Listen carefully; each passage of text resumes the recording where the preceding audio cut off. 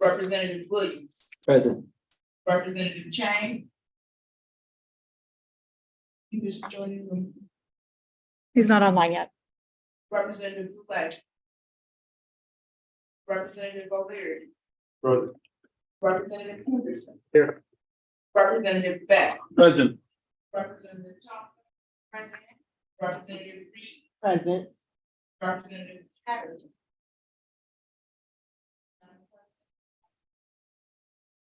Has been determined, and State Board will now proceed with the meeting. I am pleased to turn over the next 40 minutes of our meeting to Chancellor Mills Fairley, who will share about the CPS 2024 school budget and updates regarding significant capital improvements for the CPS facility. Chancellor Fairley, thank you for joining us. Thank you, President. It's good to be with you all. President Thompson. So we'd like to start by acknowledging, where we are in the budget process. I'm quite sure you're aware that it is a principle down in the process for government agencies that the mayor has submitted her proposed budget to the council, and so it's always like to remind residents during that phase where there are pieces of the budget that you are excited about, we actually confirm, and then there's concerns. We got that. Also important to note that DC Public Schools has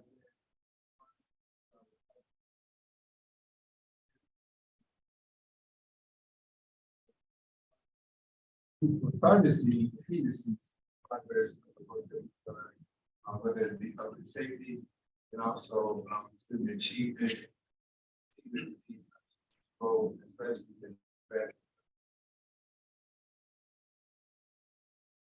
we also at the same time have been massaging and revising our budget model to ensure that there is greater equity, and also resources are allocated to the students who need the most support. So you'll see that very a lot of fun. We'll go to the next slide here to see some of the back. Has been happening as relates to the DCPS budget, as I mentioned earlier. In parallel to our recovery effort, DC Public Schools has revised this budget model. We're our second year of this model. It's still part of our heritage. There are three ways that shows up in our budget. Top of what's required for students identified as an additional allocation of over $11 million to those students in that category.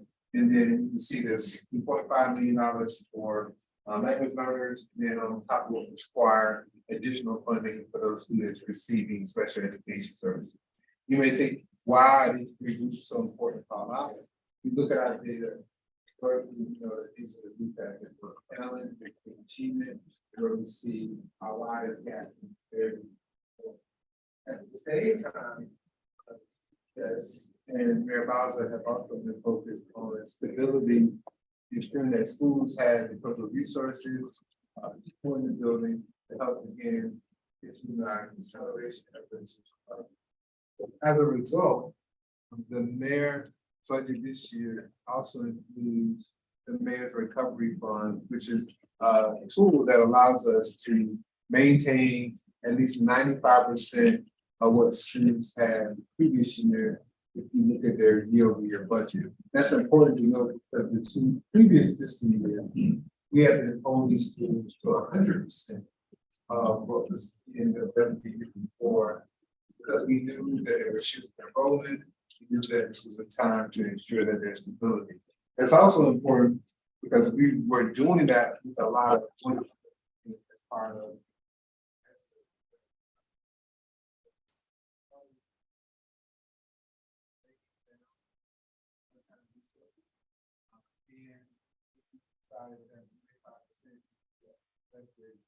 So again, each budget we built off that. It's also important to note that if the school, for example, is having a situation where their enrollment is increasing, or it looks like they should be receiving more dollars than they're receiving in their budget, or it looks like they're getting the decline in resources, even though their numbers are up, because because they may have been benefiting from one-time dollars that are no longer available as a part of the. We go to the next slide. Here on the highlight, again, just some of the numbers of what the budgets have been allocated to accomplish. There's over 200 new FTEs. A lot of schools are allocating additional teachers. There are 114 teachers. There are 200 more full-time employees in our building. You can also see that it's $35 million more in our school budgets compared to the current year. We also see what I mentioned on the Mayor's Recovery Fund. So this is the second year of the Mayor's Recovery Fund. Again, that allows us to give schools at 95% of what they got the year before. That total is equal to $10.4 million this year. And then I'm gonna call out this last number of supplemental extra dollars. So that $7 million here reflects what schools have requested of us to continue their high impact tutoring efforts at the school level for the 23-24 school year. So this will be tutoring that typically occurs in a ratio of about 1-to-4, but can be 1-to-1 in the most intensive situations. And we support students in both math and reading. It typically happens during the day, either with a staff member or a partner. But it can happen after school, before school, and on Saturday. In addition to this, our certain resources are also supporting our summer programming, which we've seen overwhelming interest for in this upcoming summer. And again, this is another way for us to provide acceleration opportunities for schools, but also an opportunity for students to get completion activity over the summer. Go to the next slide. We just close out here with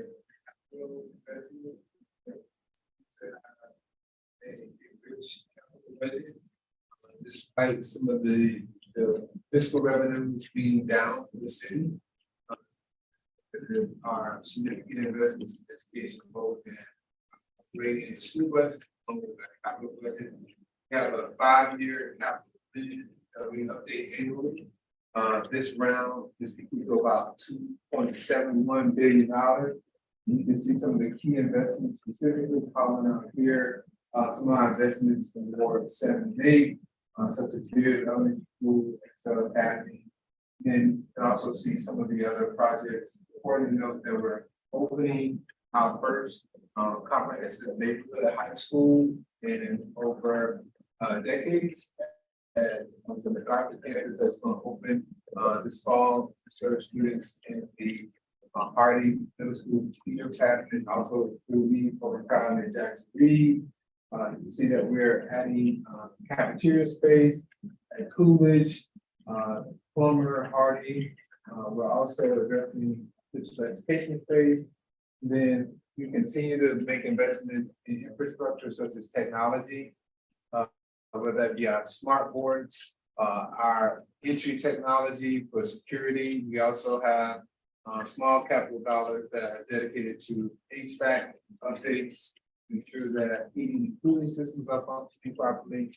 And then safety measures such as fire life safety, door locking, all of that is already represented in a small capital project as well. We do continue to be on track in terms of our organization. With dedicated resources for swing space and also transportation. The school when they're in swing spaces, so families can get transportation from old site, the swing site, and back to the community in time back. And so that's again a summary of our capital updates. And again, that 5-year segment that we're in is from fiscal year 24 to 29. That's about $2.71 billion. So I'll stop here to see if there's any questions for me. Again, I just want to highlight that these are significant investments in the time where they're shrinking resources. We know that this is important for us to continue our path of progress. We also have celebrated as a part of our fiscal investments contract with both the Washington Teacher Union that were restored and also school officers, which includes our principals and assistant principals. I'll stop here. Happy to entertain any questions, comments you have for me. And thank you for the process. Thank you. I'm glad you could join us. I remember some a bunch of questions. I think the one thing that wasn't covered.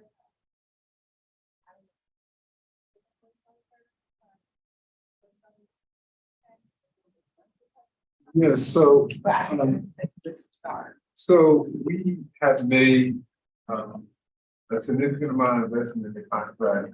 The contract currently that recently approved was mostly retro meaning.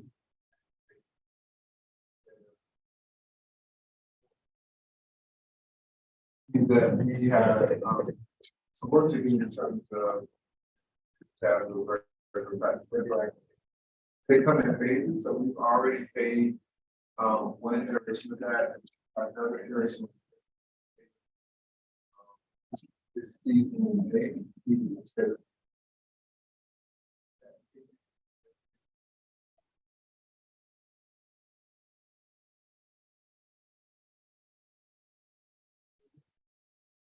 be sure that we have the most accurate. And then as we move towards the end of the year, teachers will also be eligible for additional payments based on the fact that they completed this school year. And there are pieces of part of the position for your service in terms of retention bonus.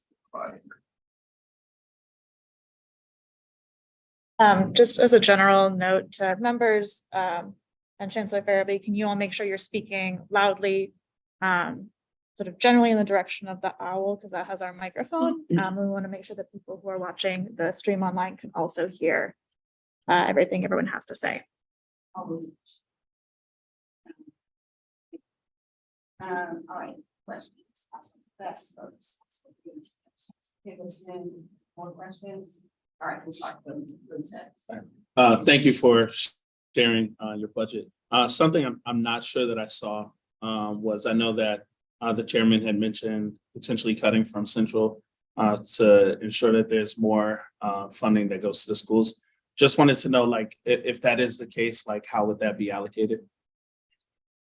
Yeah, I think there's still a lot of uncertainty. I remember the chairman been very much in a path.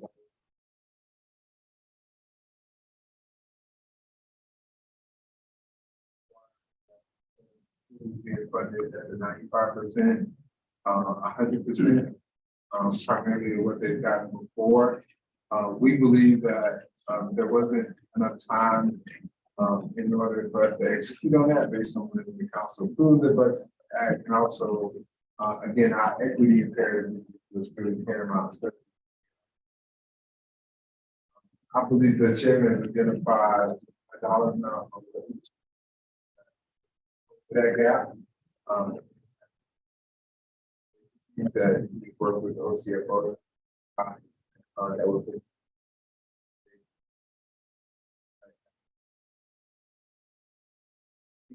the challenge for us is like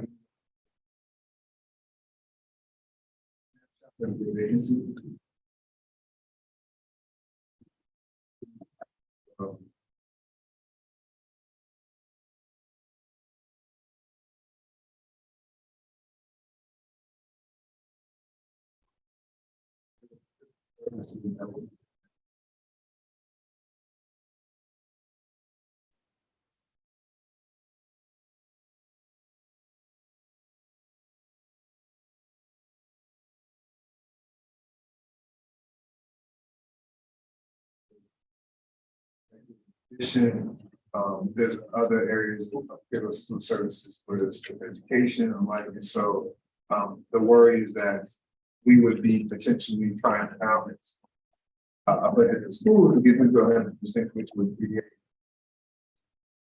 not having this.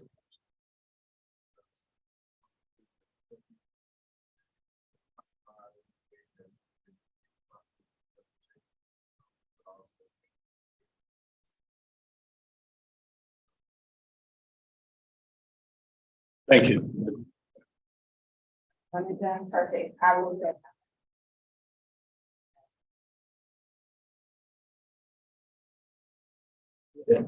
Thank you, Chair, for presentation. I appreciate knowing that, we're putting more money towards at-risk students that are above what's required.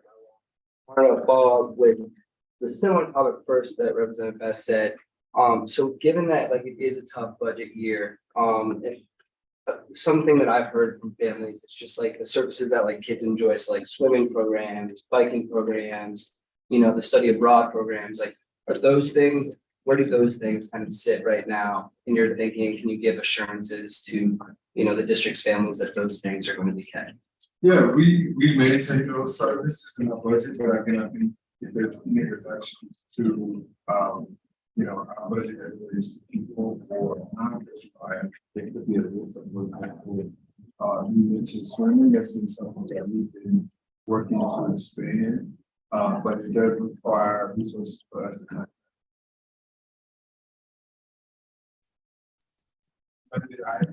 But the actual service impacts schools.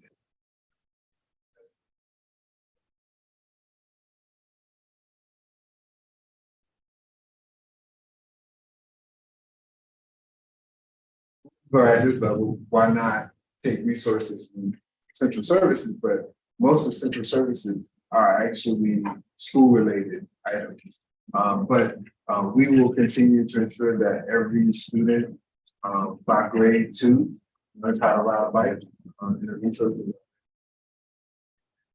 Goal is to get every student and learn how to swim by grade 3.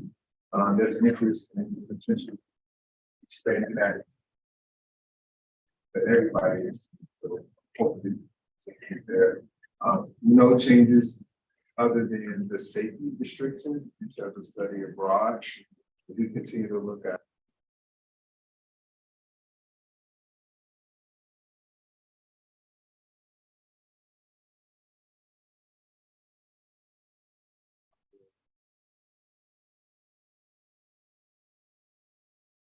study abroad. Thank you. I appreciate your thoroughness. I know that a lot of elementary school families love when their kids can flip forward to go into the pool. So, people don't necessarily make the connection that cuts to central office could eliminate something fun like that. So, to the degree to which you can, I hope you can continue providing that service for families and students. And then I wanted to also kind of follow up on something related that you talked to just with regards to the teacher workforce. Representative Patterson and I chaired the state level and policy committee, and as a teacher myself, one thing that's really important is retention. Not just in the district, but it's a national problem. As you kind of think forward to the fall with regards to the upcoming CBA, what are some things outside of just teacher pay that you think could help curb this problem? And then it also with regards to impact, like, do you have any thoughts as to what we could learn from either charter schools or other district schools around the city and the country to be able to reform our evaluation system? Yeah, so a couple questions. I think first was around what do we see in the contract that helps on compensation? There's certainly a lot of working condition elements to the contract that are important. Us with our strategy around giving the teacher more time for professional learning. It's a benefit to both teachers and students. So for example, we provided more protected time during the day and in the morning for teachers for their planning. Another example is the supplies that teachers need as they start the school year. We added more dollars to what teachers will receive to get ready for the school year. So those are the two quick examples, but there are other elements besides direct compensation. I think also the work we do around retention. So there are retention bonuses as well. In terms of what we see, that we still see, the majority of our effective and highly effective the fact CPS over 90%. But we still want to ensure that many of our teachers who want to be students come back to experiencing with a leader, the working conditions of our working on facilities. I know facilities often is a hot topic, so we try to make strategic investments in our capital budget. One area that I think is also of mutual interest is around flexible scheduling for teachers. So we have a number of schools that have been piloting certain elements of that, whether it's combining your planning time with one hours shown in the week. We have a few schools that have really dismissal strategy. And so we're continuing to monitor the success of that and see how it can be implemented. And then we are also expanding. Now, I want to say in the past, more, but in terms of impact, we've worked directly with American University to do the research around trends, data, what people are experiencing, the impact. I think there's a lot that we've learned there in terms of where biases may exist and impact and what trends.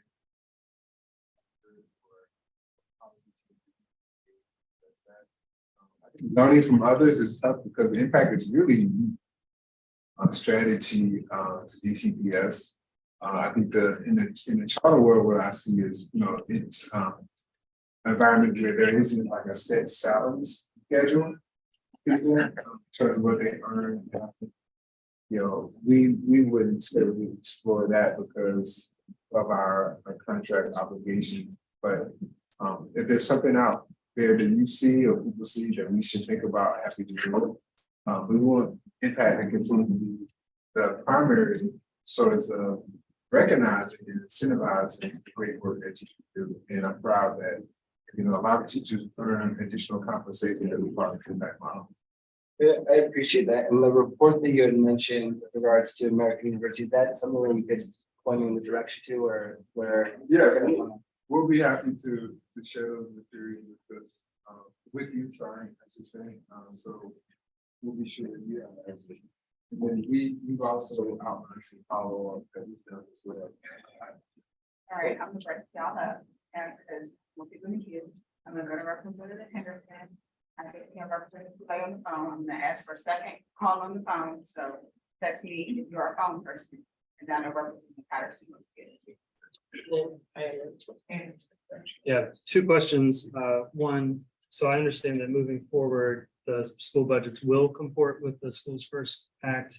And I'm just wondering how, like, it seems to me that can be true and the equity model can be implemented. So is there any reason why we can't do the stability, the adequacy, and the equity together with the Schools First kind of being a safety net or like a baseline, and then building the equity on top of that?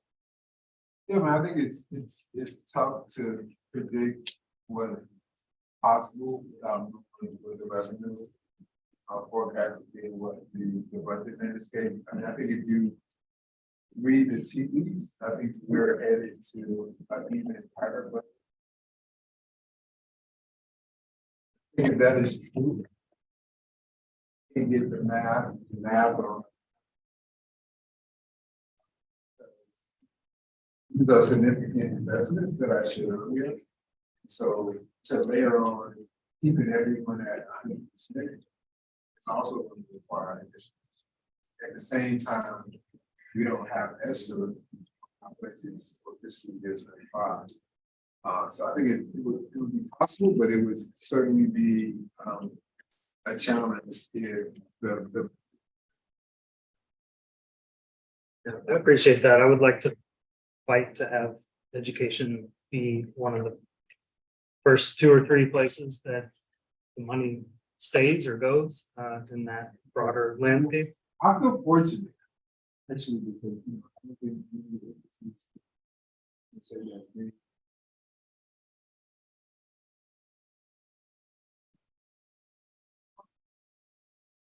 It's good from here, made it clear that they are committed to making appropriate investments in education. I think one of the reasons why we haven't now they haven't. So I think we just need to continue to see what the budget picture will be. create advocacy accordingly in terms of what needs to happen with education. All right, last question. It seems like a lot of issues have come out of the 3-year run up to the current contract. What is being done to get the next contract done on time? It's a great question, so now I have an opportunity to.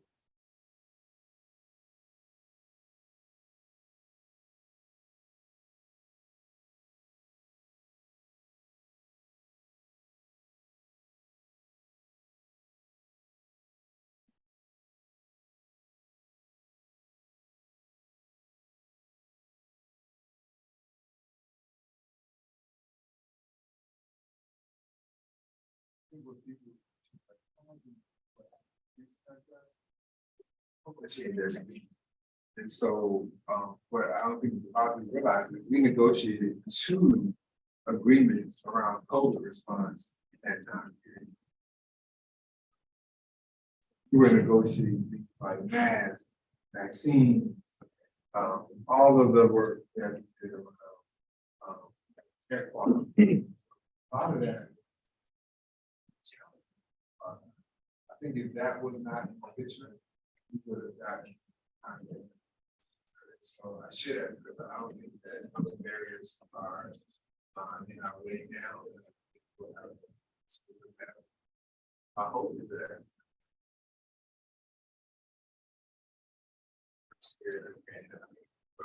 That makes it hard to get it.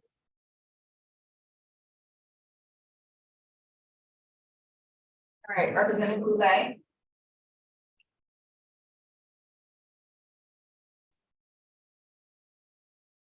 Once. Going twice.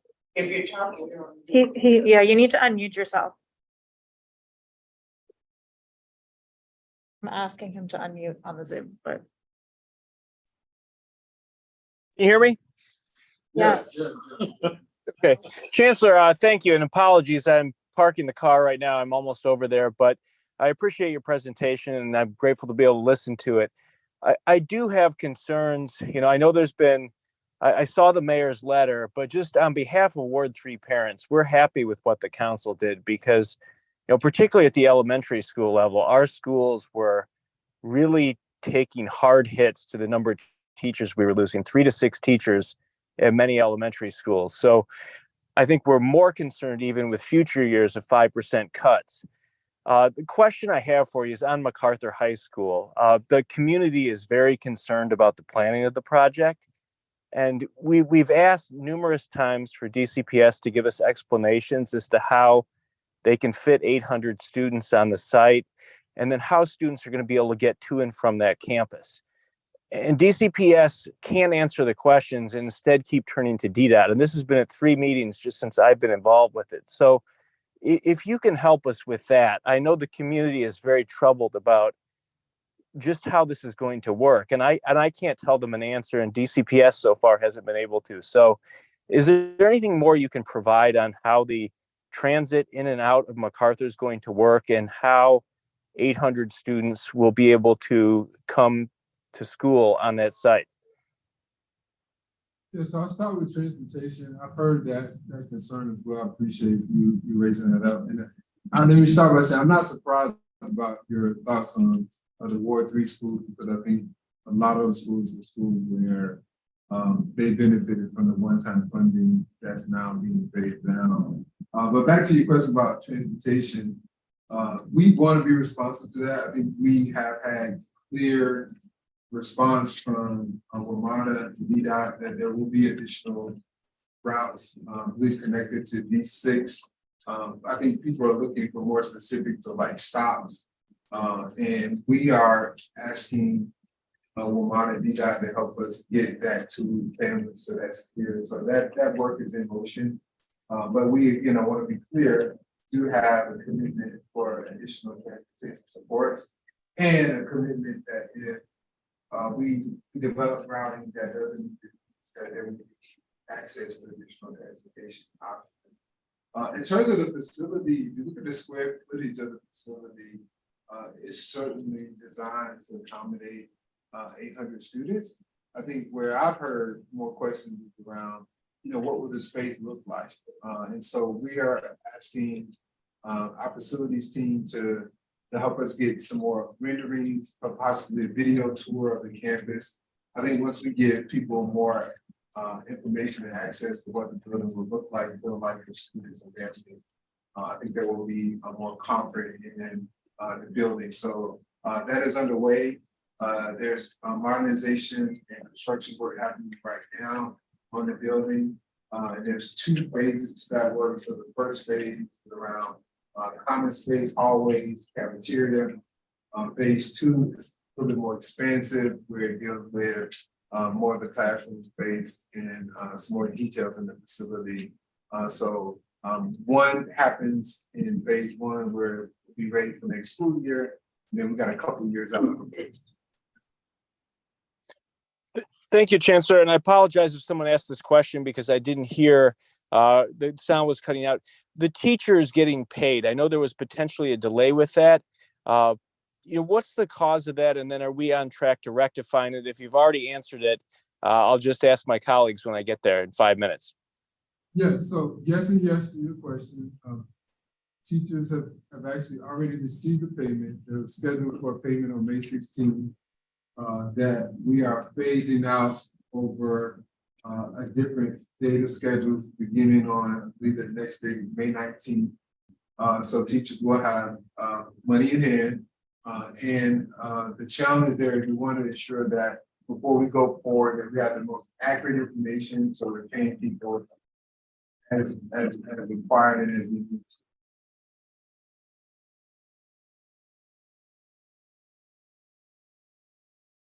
All right, it is friendly housekeeping. It is 5:35. I appreciate the thoroughness of the responses. I'm gonna encourage decisiveness of the questions and responses so we can get to Do we know? as many as possible. Given. So I believe Representative Patterson, the next. Thank you, President. If there's going to be a civil rights pandemic, that's a funding with the head, so it allowed us to do a lot of things to address the equity that has been long standing for marginalized communities. But I want you to help me set expectation for when that goes away in FY25. I do a lot of budgeting. It's being very rough right now in the budget that I'm doing right now. So what is DCPS doing to prepare for when that money dries up? And the second part of that is where their positions tied to extra money that is funded during that way. Yeah, there are positions tied to this funding that will be paid. Potentially, it was more so around our COVID response. So, our campus over the last 2 years, we noticed that we had contract health professionals that helped screen people when they came on campus. We did our isolation. So, because we're in a different phase of our COVID response, those positions will be phased out as we go forward. I think the greater challenge may be, as much as we remind the school that it's not a good idea to spend extra dollars on school-based positions. Exactly. In some cases that did happen. So schools may feel that challenge. I think what you were describing as characterized as a silver line, I think where we see a promising approach, which is actually not a new approach, is the high impact tutoring. So we're working closely with Office of State Superintendent of Education, Department of Education, in anticipation that that strategy will be consistent and stable both for public charter schools and DCPS. The data that we're seeing from those efforts is very compelling. And it's, back to basics, we know what works. Like if you need academic support, you need to receive it in a more intensive environment. And so we are committed to continue those efforts. Just shared earlier about what's in our budget next year. We're already looking towards this year 5 to sustain. And just to be considered for one of our friends. So you feel they're pretty good about that approach. You gotta take the face out. It's a good approach. And it have not that much impact, or at least public classroom.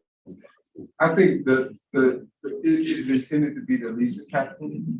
I don't think you can have the amount of money that was a part of that recovery effort and not feel a difference. So we'll certainly feel it, so I think we were strategic enough to, keep what needs to be maintained and also, take a smart approach of phasing out what's no longer needed as a part of our COVID. Thank you. All right, I believe I have Representative Reed next, and then Representative Feinstein. Thanks for therapy.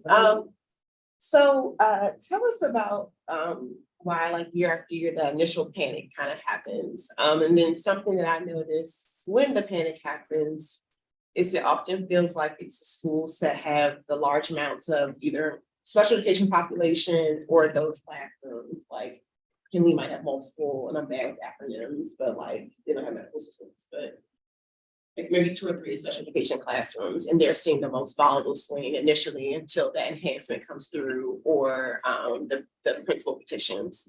So I was curious about like, is there any way, like why does that happen? Is there any way to stabilize those schools that know they're gonna have like 3 to 5 classrooms or something like that, those heavily special education based classroom or schools to kind of like stop that panic, that swing that we keep seeing yearly? It's a great question. But it's again hard to quantify. The bottom line is there's 2 groups, as I know earlier, 2 groups that have greater need, but their movement and their needs are dictated by 2 things. One, ensuring that we're following the law that is served in the most restricted environment. And secondly, the IEP goals always change and are very fluid, and then the language acquisition assessment drives services for language learning. And so, for example, elementary school may have a upper grade self-contained classroom where those students are now going to middle school. Well, the people, the staffing, everything associated with the classroom then follow the students. Sometimes we need to move classrooms because the group of students are closer to this particular school that has space. And it's always our obligation to provide that service as much as we can to the closest school possible or a school in their kindergarten, which means sometimes those classes do move. And as I mentioned earlier, the IEPs should change as we want them to change to make progress.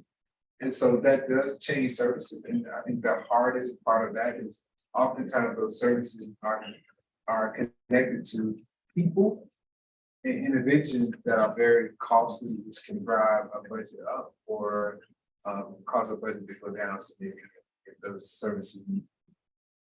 And I guess just a quick follow-up question, any ideas to make some predictability around it? So for instance, Art Johnson, they're right down up and down the hill from each other. And they ping pong. Sometimes one school gets behavior supports and then Johnson gets it, and the next year comes back down the hill to Hart. And it's kind of like, well, they're in the same area, similar kids, finger pattern might be a difference of what's Alabama Avenue, but it's kind of like, could we stabilize even that shifting because it makes things a little more predictable for the schools. It was even making kids move, like let's say they start in grade 6, then they might be in 7 up the hill at Johnson and then ping pong back and forth. So, yes. so those. So as a just we refine our assignment process to be more predictable with the feeder patterns, as you're pointing out. So the goal is to be more proactive with our communication to families when these changes are going to need to occur, and also learning in schools in advance. Here's what's to come, and so it's not a big surprise to school about these services and the budget associated.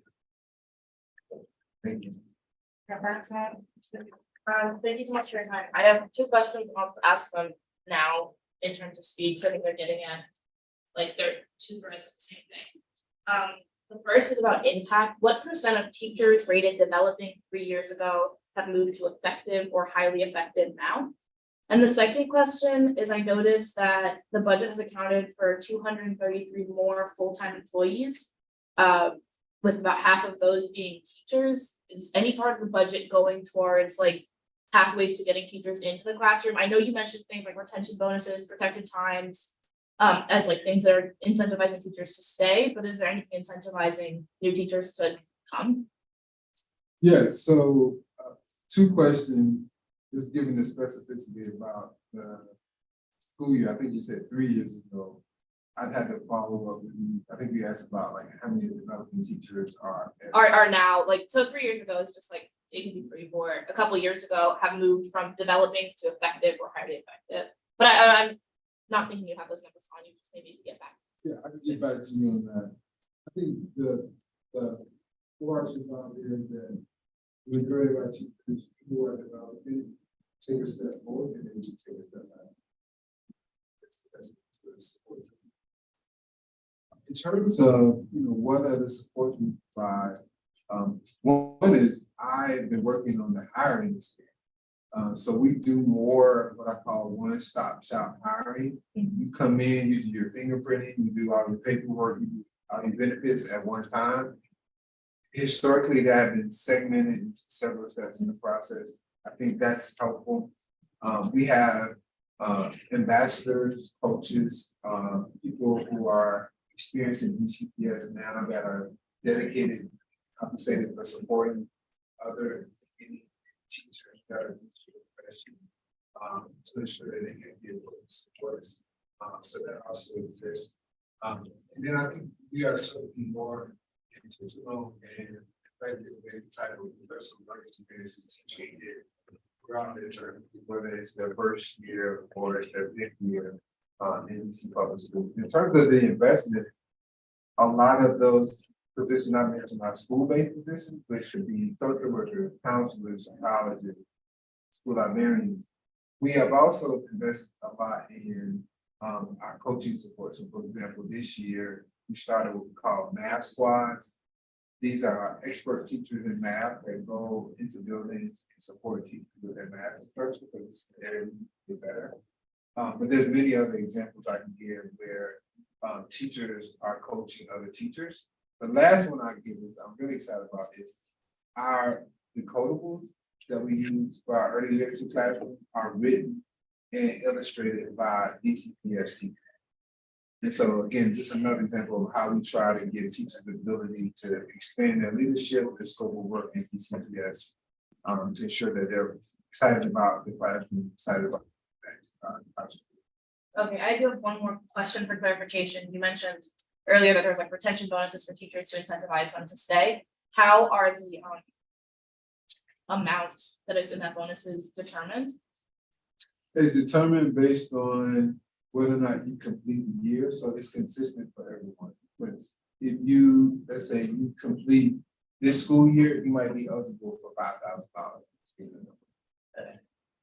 Okay, thank you. Right.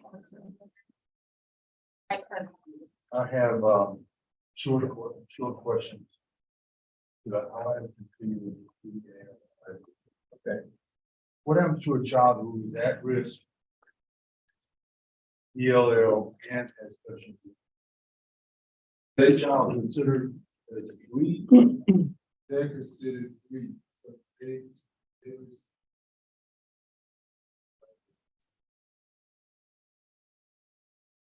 So whose enrollment grows over the summer.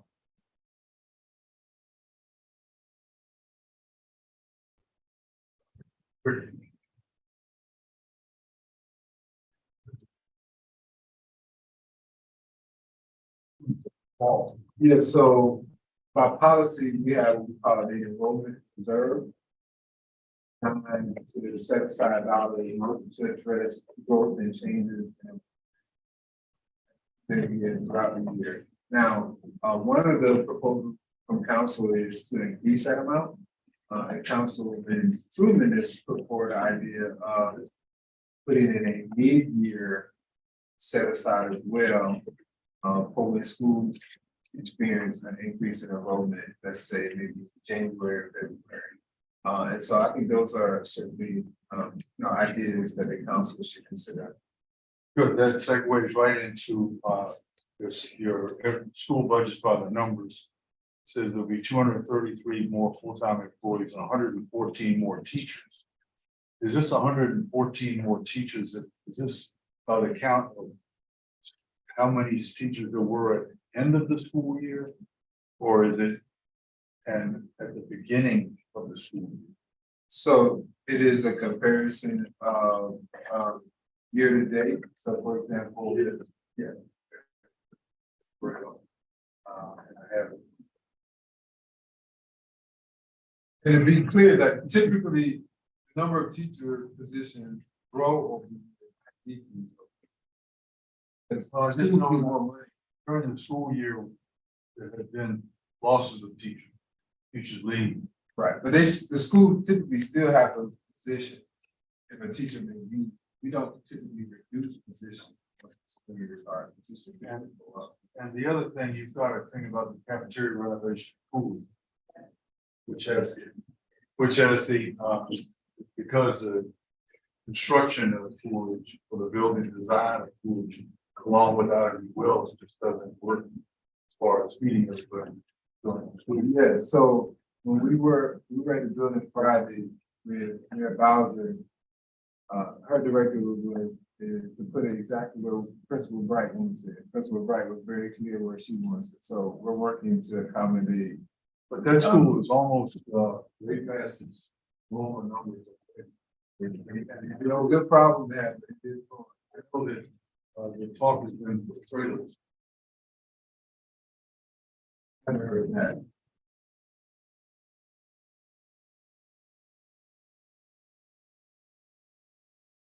Programming it is. Because that's what I like to work with leaders. So, our first question is that we have such an operation that we have. I know GCPS. Would you ever see the table? Okay. I know that. I'm curious if there are certain principles or values that you would like to see that process. Underline that process.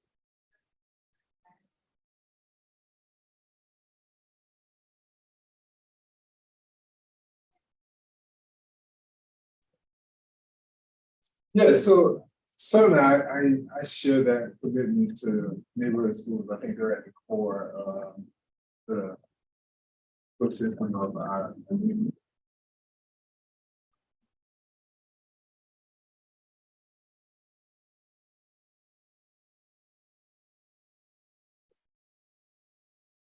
I say with a different there that if there's a way in which we have awareness.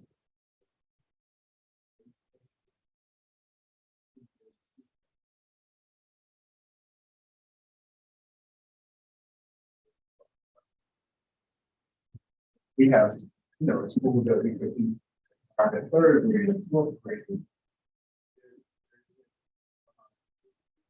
So we have a choice system.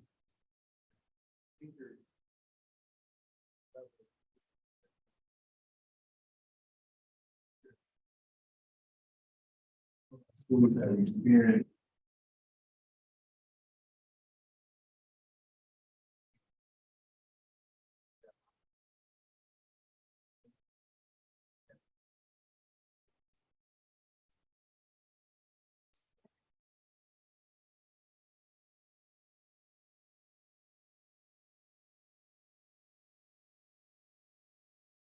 I don't think that's what we want for our public schools. I think we want some level of predictability, consistency about that's the most there. My second question is actually going back to the budget. So I'm actually super concerned.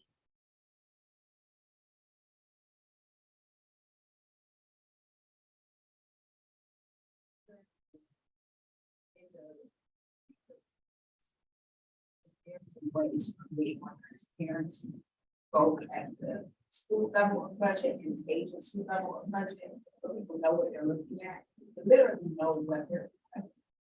Because when I see greenhouse affiliations, it's not always understand.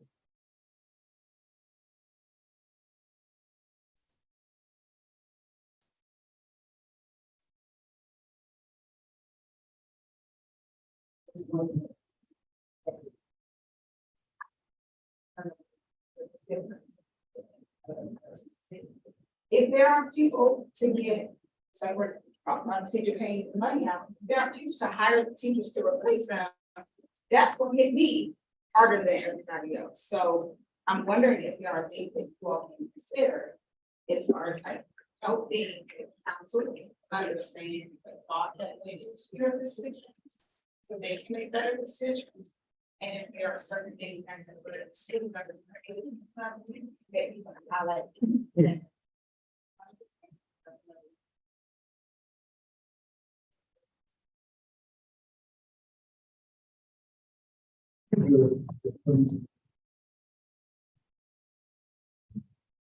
Solely based on what was thinking at the time, not the best way you wanna make it.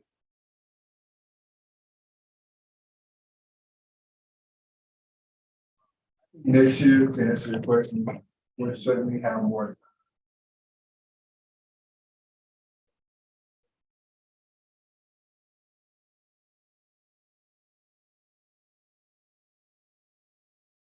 But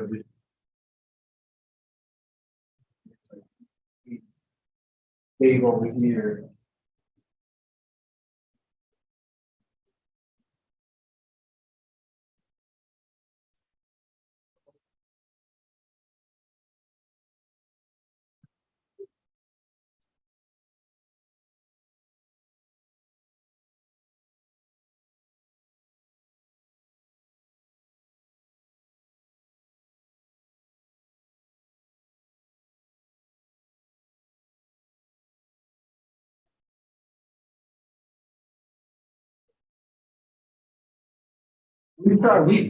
I like to think we're more clear than then, but the challenge also, we give a lot of time to school, so we try to create where they can also make.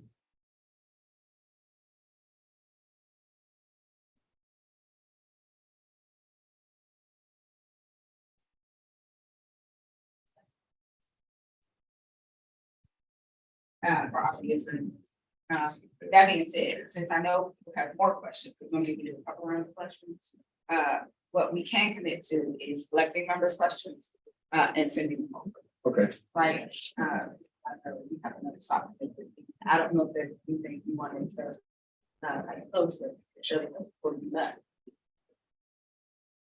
No, I don't think so. I think, there's some talk around, flexible scheduling, I mentioned earlier, nothing, this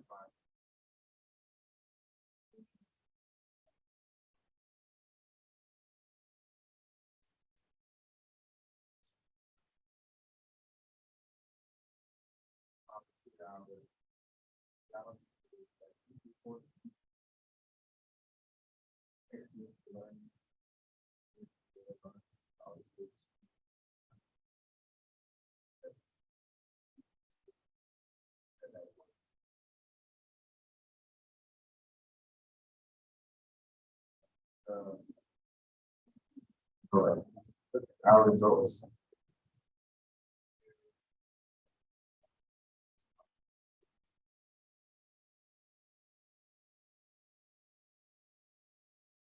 Rolling is here, so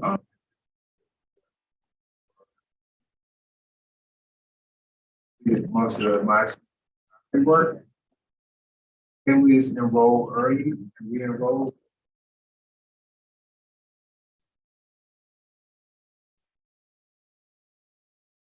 We're better prepared when families enroll now versus.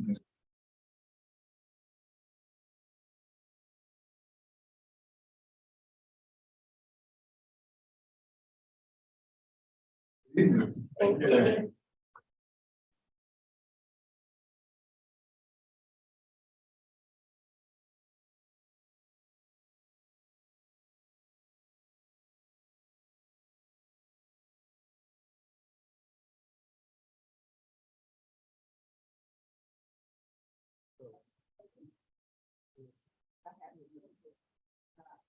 I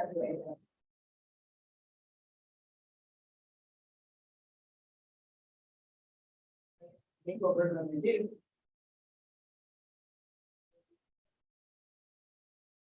leadership report and director Butler report, and then we'll take. Which is a little bit sooner than. I want to keep everybody abreast. All right, so, I will be, I guess a little bit brief. So again, I want to welcome everybody to our meeting, in our working session. We of course adjusted our agenda to accommodation and severity because he had his hard stop, but we know we will as much time as possible. Because he was supposed to be later and he let us know. He made that. So thank you all for being flexible about that. First, a couple highlights. So our SBOE budget we've done now.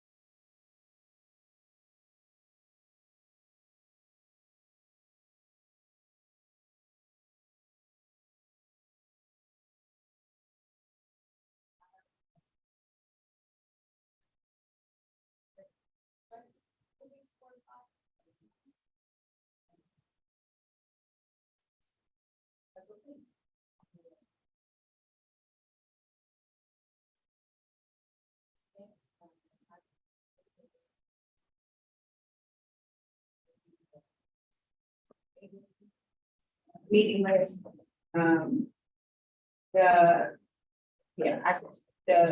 first thing about social study, the board feedback letter went out. Thank you for everybody contributed to that. Thank you for everybody who showed up and facilitated at our engagements. Huge thank you to Kathleen for all her work with me. That was not the caliber that it was, not for Kathleen, but thank you to her. And of course, thank you to that who made those things happen. I want to reiterate, if there is more feedback, both for members of the firm or for members of the public, please let us know. The goal is to vote on standards in June. Why June? June is so OSCE can do what they need to do to prepare all the materials, do the training, to support students in the rollouts. We don't have standards that are old enough to go to war. That's how we finish this process. That would be the goal. We also, I noted for members that we are going to be working with OSCE around future standards review. What does that mean? So we currently do not have a study. That's not normal.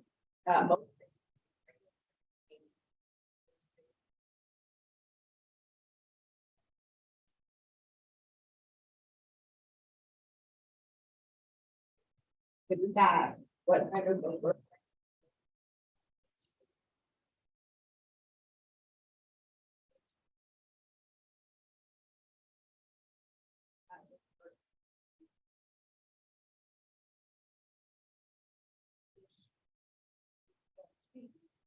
One has something in mind for financial literacy aspect.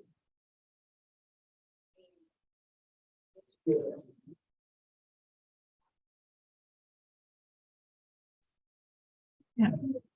Pensions is part of the social studies standards. No surprise to you, they are not. And so that is something that we need to. Other social studies.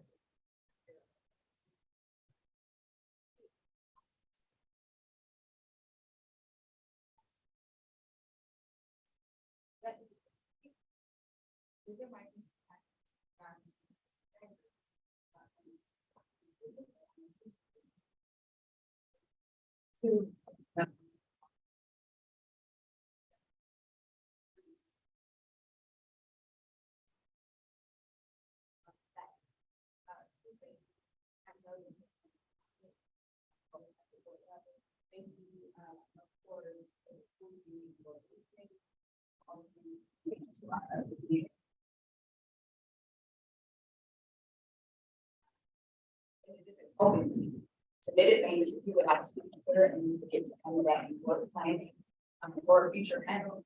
So we can do everything financed.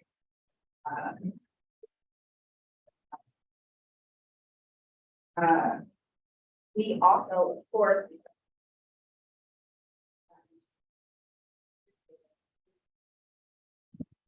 And the extension.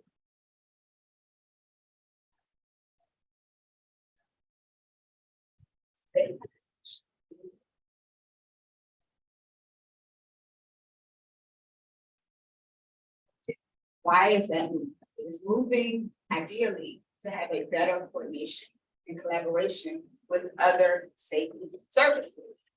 However, when the question we have to pay attention to as education people, is what does that mean for our connection to our schools and their communities? So that is something we have been in discussion with the board, and we started the discussion with BNB about. And we'll be in discussion with the BNB about, especially given the origins of a lot of work and to connect to the state board and agencies. Those are the most important things. In there, we do have the links to like the fuller meeting notes, but the topics originate in like working sessions like these and cut across the different offices. So a lot of people pretty much discuss some of the things in every single week. So I will stop there. Are there any questions about the leadership report? I'm just going to suck up for a second and say congratulations to you and Denise on getting those positions for us. The testimony was exceptional, and it's just a really link to stay forward. It was really, I mean, it was great work and great advocacy to have that done. I know that everybody has. Organization. We appreciate that. If we can work some magic to get support. And it would be lovely, but I'm not going to let go of that. Okay. Yeah, I echo that work, so thank you. I'm encouraged by that. And then with regards to the social studies standards, thank you, Kathleen, for all your work and for sending that along. Do we know when OSSI is planning on sending us an updated draft? Yes. I have to go to artist. Okay, we actually have a whole outline for that. So, and I'm going to get the dates wrong because they're not in front of me. But we agreed to send our feedback policy yesterday, right? So we met. I'm going to consider it. They told us it generally is like a 2-week timeline for them to get things back to us. I know we also have a deadline. You all might not realize this, but for other agencies, we have a deadline for materials where they have to get us stuff a week before the working session. What we will discuss with OSSI is ideally having those materials of the June working session for members to be able to review and ask questions, and it's going to be robust. And so I don't have any date on that yet. But our OSSI meetings next week, Monday, right? It would have been, it moves. So people probably think it's like a standing meeting, but sometimes it's a bit of a moving target. So we should be able to let you know after we talk with OSSI on Monday exactly what the dates will be. But please expect materials sooner rather than later for people to review. We're going to be asking for your thoughts and feedback. And that way we can go into the working session, both discussing like the standards for consideration and get some information on the implementation. So that would be an extended session on at the June working session. Other questions? Making sure there are not absences. Yes. I am now going to turn it to Director Butler. Thank you. Good evening, members of the State Board of Education. April has been a very busy month for the State Board. In addition to hosting the resource certification session, we were able to complete the hiring of critical positions. So please join me in welcoming Ms. Javon Marshall, our new administrator.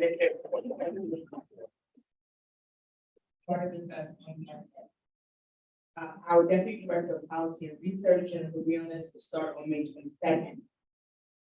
In addition just to all of that, I want to take this time to thank all of the staff who've taken on during the transition. Every single person on the staff took on something extra after Alex and Kathleen departed our team. And so I just want to thank all of you. I know this has not been an easy time, but it wouldn't have been possible without all of us stepping in. So just thank you all very much. The SBO team has also been working with the DGS surplus property team. They've been really great for the agency. They have been able to help us update furniture in the office at no cost to the agency. And so they are now helping us create a dedicated fellows area within our conference room through some surplus furniture so that our fellows can have dedicated space and that we can create permanent space for all of our staff.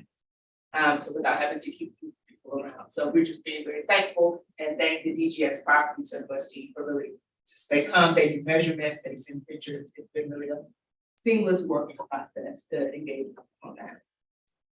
Next, all board members should have received notice about their 2023 financial disclosure requests and forms that need to be completed. These were sent out by the Board of Ethics and Government Accountability. As elected officials, each of you are required to file publicly by May 15th. If you do not file by May 15th, you won't hear from me. You will hear from Office of the Attorney General, and there is a fine attached within the May 15th deadline. Myself included also has to file. So please do not miss that filing date. If you do, I cannot help you. That's between you and the Office of the Attorney General. So with that, that is actually in your portion.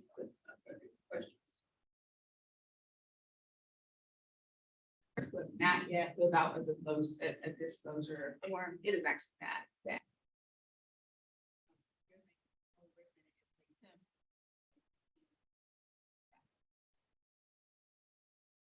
But I also can act. If you don't.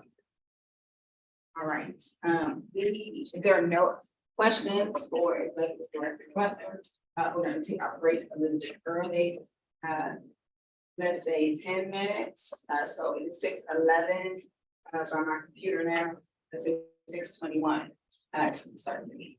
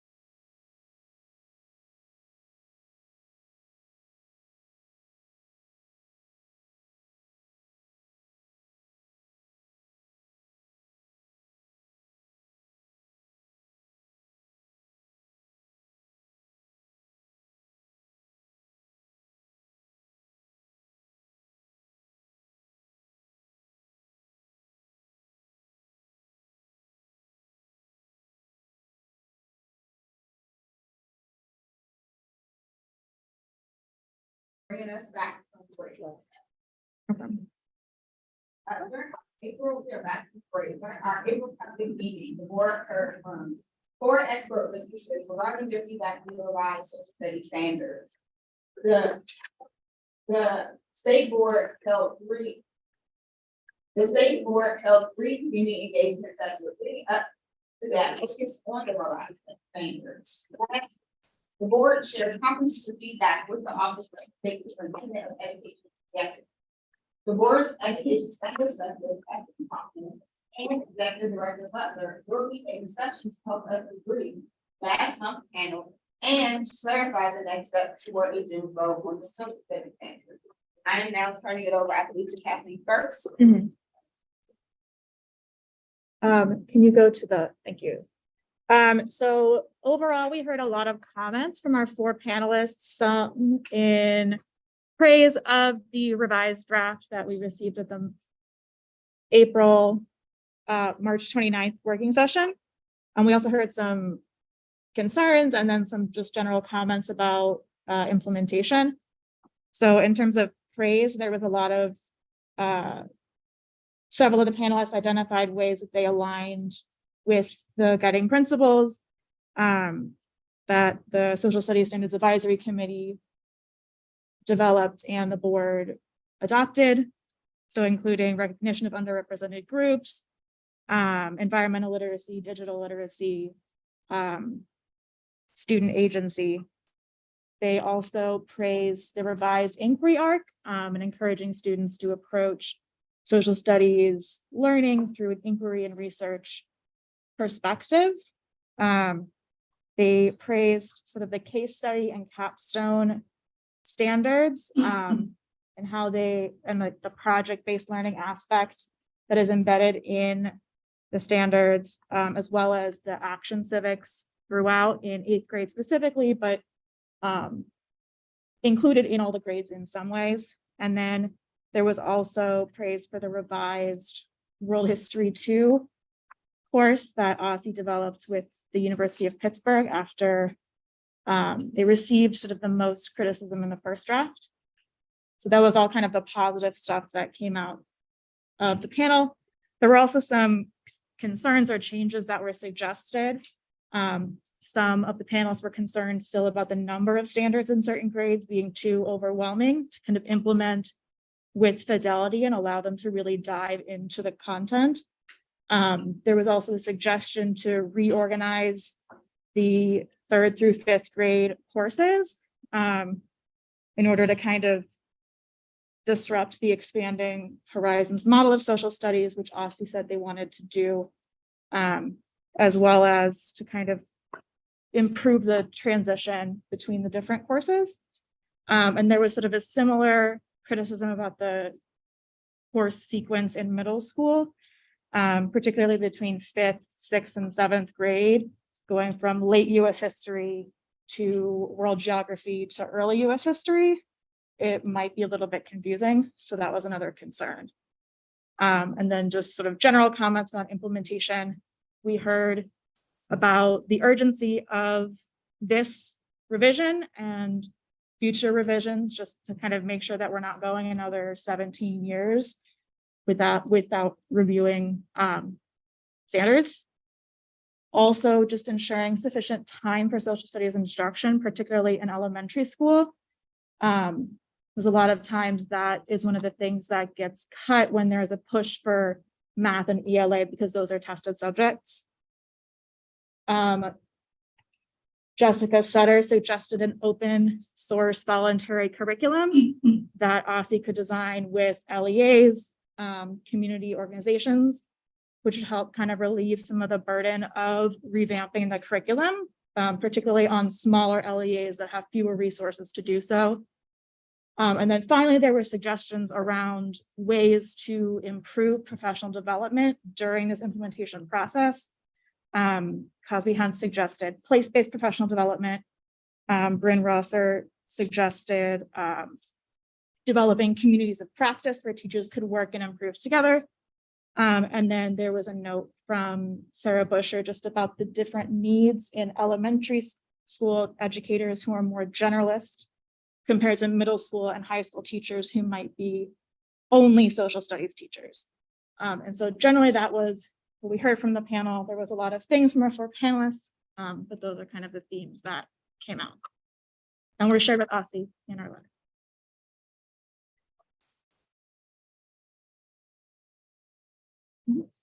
So we've been getting a lot of testimony coming in, I assume. Yes. Is there, can you give us a link where we can just sit there? Because I want to take like a rainy Sunday or something to sit there and read all. So, Is there- yeah, so all of the testimonies that we receive are in a written form in the meetings Dropbox, which we can send to you, but they're not all like in one place, the social studies ones. It's based on the meetings. However, if you go and look at the letters that we sent to OSSI, which are on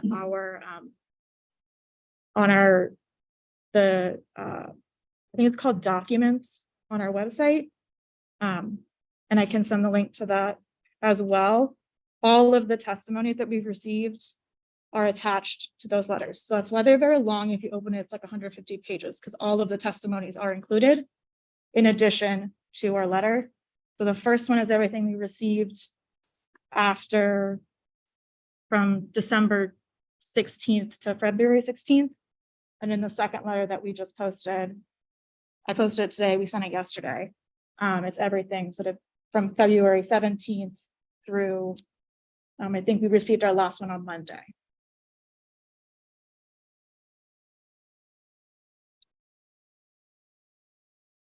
So the next piece of the conversations, as we think about, like, in terms of debriefing the panel with our state and the next steps, is that as we are scheduled to meet with OSSI, as President Thompson said on Monday, is for all of us to be there sort of what the next steps are, for people to ask questions.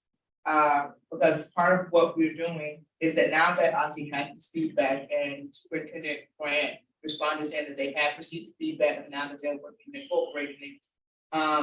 That they will be most definitely coming to our June, that's March, 2 months ago.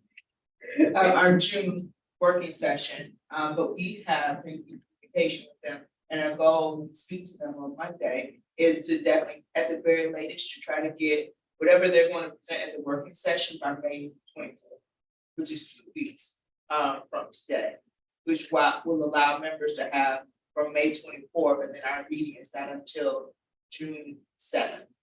So it gives like 2 full weeks to dig into whatever report they put together and whatever things that they're going to present, but before the holiday weekend. We didn't want them to wait until after the holiday, or they want to make sure you all got it before then. And it may be that they are able to send it sooner, and if they do, that is wonderful, and that is great, and we will share it out as soon as we get it.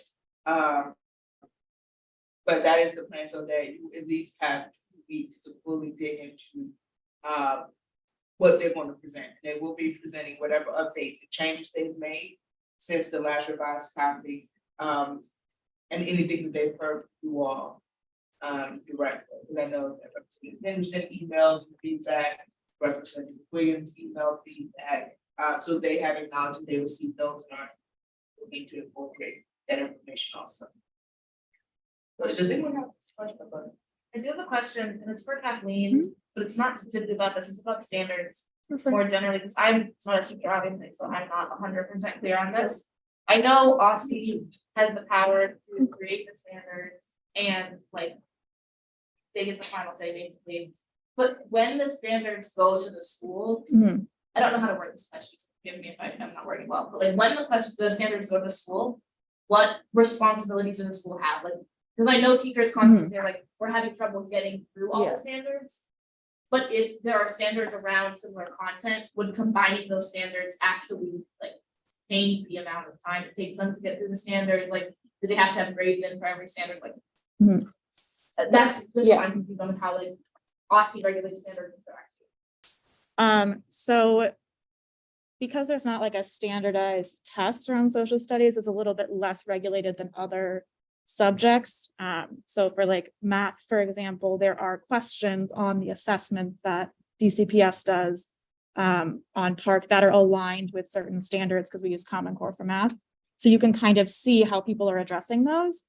It's a little bit less clear for social studies because we don't have that kind of assessment, but LEAs are responsible for making sure their curriculum aligns with the standards and helps them cover it. The issue of timing is one that was brought up, and implementation is one that I've experienced and is something that we can consider. Partially in just making sure there is time carved out for social studies and that isn't like taken away to be given to like ELA and math because those are tested subjects. And I think there's sort of like pros and cons to combining standards on different topics or on like similar topics. There was a lot of standards. Mhm. Does that mean that a solution to that looks like cutting out certain topics?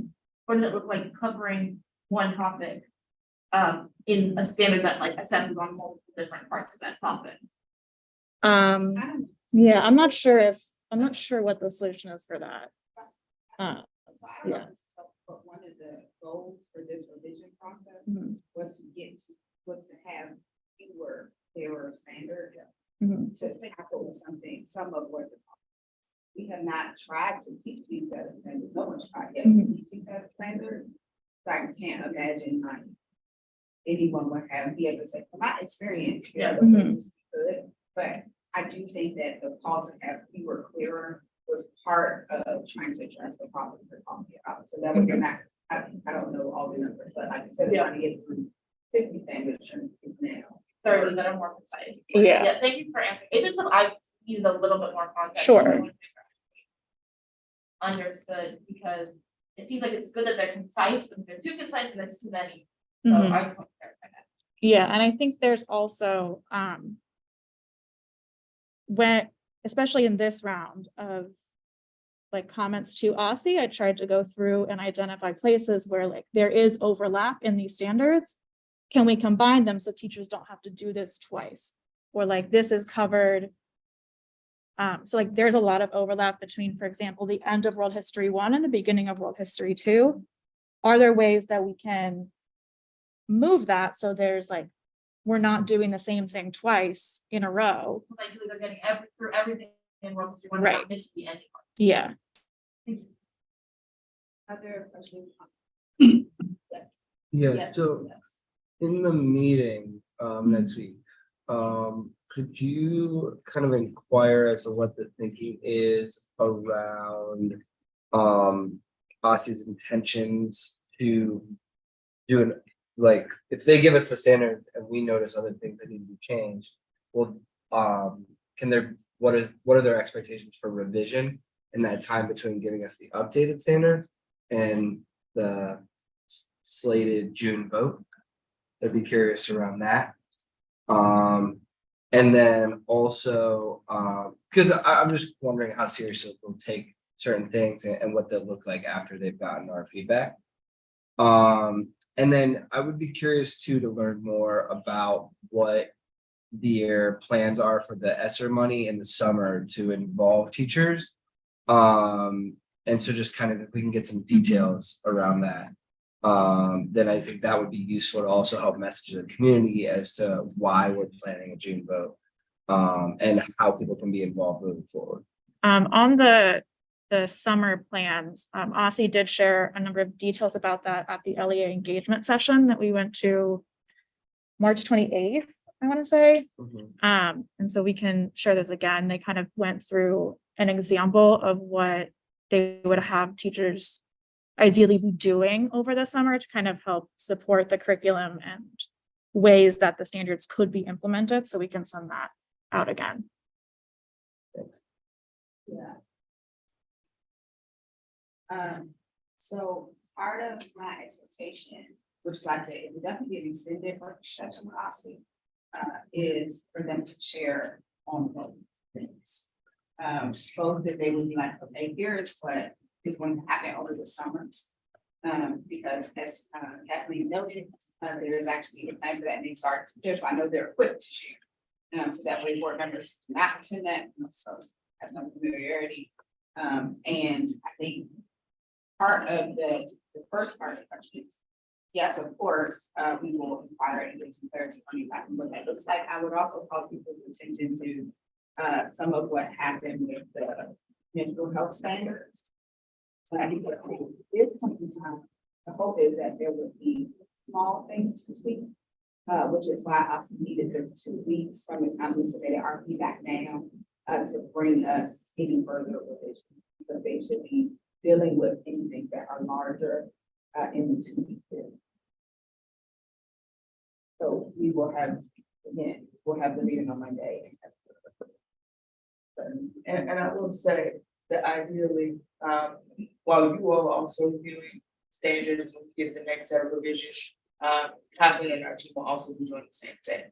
So if there are things that are seen, we have that 2 weeks, so that when they get to the working session at the very latest, the next day after the working session, we can at least send a reminder of what you all should hear and what Kathleen said. And that still gives them time before the meeting, the June public meeting, to make any additional feedback or revisions, so that we can do that 24. Other questions or comments? Yes. Did Sally Schwartz ever end up submitting specific recommendations around the global focus? No. No, I requested and did not get a copy of her testimony from the public meeting, but there was just based on the comments, I was able to include that in the summary, but I don't have a written copy of the testimony. I would encourage everyone to read it. Kathleen just sent to all of us. Knowledgeable what we're talking about revising that. It also notes things that were addressed that do continue to come up in public comment and where they're addressed. That was helpful to me. Given, we all have a certain amount of capacity for all the things, but want to keep all the things in the game that they're addressed. So it is absolutely.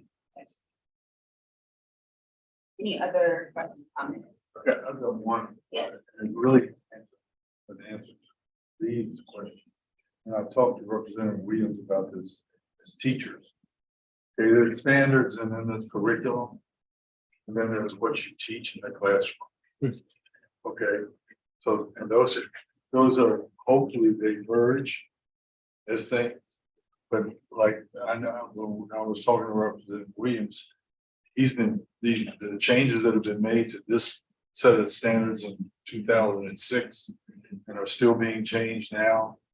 He's already been doing that in his classroom as far as history and things like that, because a good history teacher is teaching sort of history backwards from what happened yesterday, backwards kind of thing. So it will be robust. It'll be good, robust. I just want to say, so we are, we're recommending somewhere between 75 to 90 minutes with us at the June working session. So it will be extensive time to dig in. Because we want to make sure that people have time to ask questions. Gives time to kind of try to find people can get here. To ask questions, stuff too. Go ahead. Sorry for cutting off. Do we have a strategy for like public engagement in those 2 weeks to like also help other experts in the community facilitate questions that we can then use at the working session? Just wondering. Say more about what. There's ways to solicit more comment. Like I just know that people, particularly in social studies, right, have niche areas. Like elementary school teachers are great at what they do with particular grade band, or like, if we want the DC History Center to look at certain things, like just even getting stuff out on social media so that people know that there is this fixed period where they can still be very influential in providing feedback. I think the assumption is more like that the feedback period is over, but we're not at the finish line. And I just know that we have so many rich resources for social studies education in the district. So if we can kind of get that out, in some capacity, maybe through social media, then I think there's a way of improving them in small ways, but meaningful ways in this last month. Well, I would say, I know Goliath, is always does like outreach in the media. There are specific things, that people want to write down, suggest, and Goliath. We're happy to like take suggestions and thoughts. I would say there's always she always a big plan, for getting the things out, but she's actually really like a plan. But what can we do? Like, things that feedback, maybe like yes, but just like my push would be, there are specific things to send them. I would also say, my encouragement is, if you have things that you are concerned about with community, that is also not just your responsibility. It's also your ability to publish conversation. So,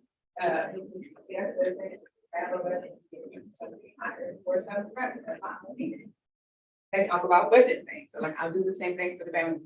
Those things are also things that members can do. And I would encourage you to do that. It takes time, and effort, and all the things that we probably don't have sometimes as individuals, but you also have for free to go. And I can say that, one of the things that we always done is that we do a conversion, even though us may not advertise to the public, it is posted on the state website.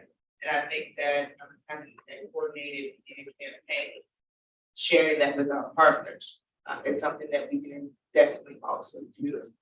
Because we have a list of partners that we send out our engagement stuff to, that include community partners, other DC ed clusters, like the DC Public Charter Schools, when they put in their newsletter, so we have a list of folks that we can definitely send it to. We don't mind putting all of that on paper to share with members next week. Thank you, Bruce. All right. Like the last call given, we have a bunch of other stuff to get to. And I want everyone to know how it is.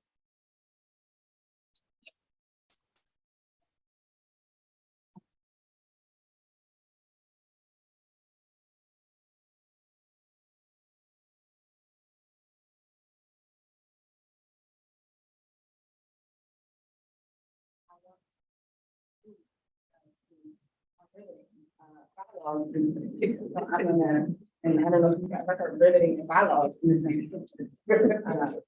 But I'm gonna hope that they can go up to that. So I always try to be excited. I don't doubt that. The bylaws committee, which includes representatives who may reimburse that, will share an update on the bylaws revision they out in the next steps. It's if we magic needed that locus somehow. You can do whatever you want. I suggest you. I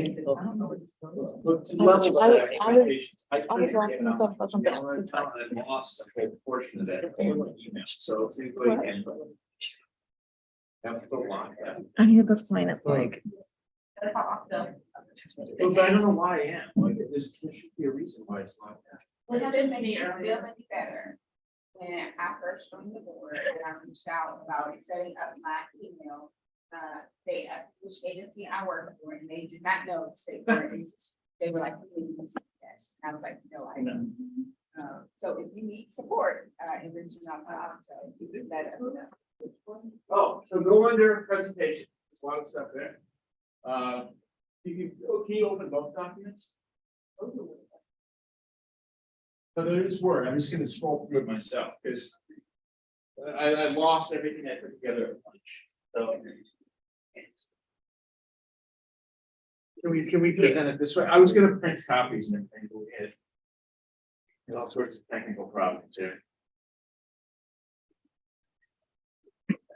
So this is just a draft. I need to get a committee meeting together with my great representatives to go through it. So just think of this as a draft in progress. And we lost a whole section of it that I actually have saved. All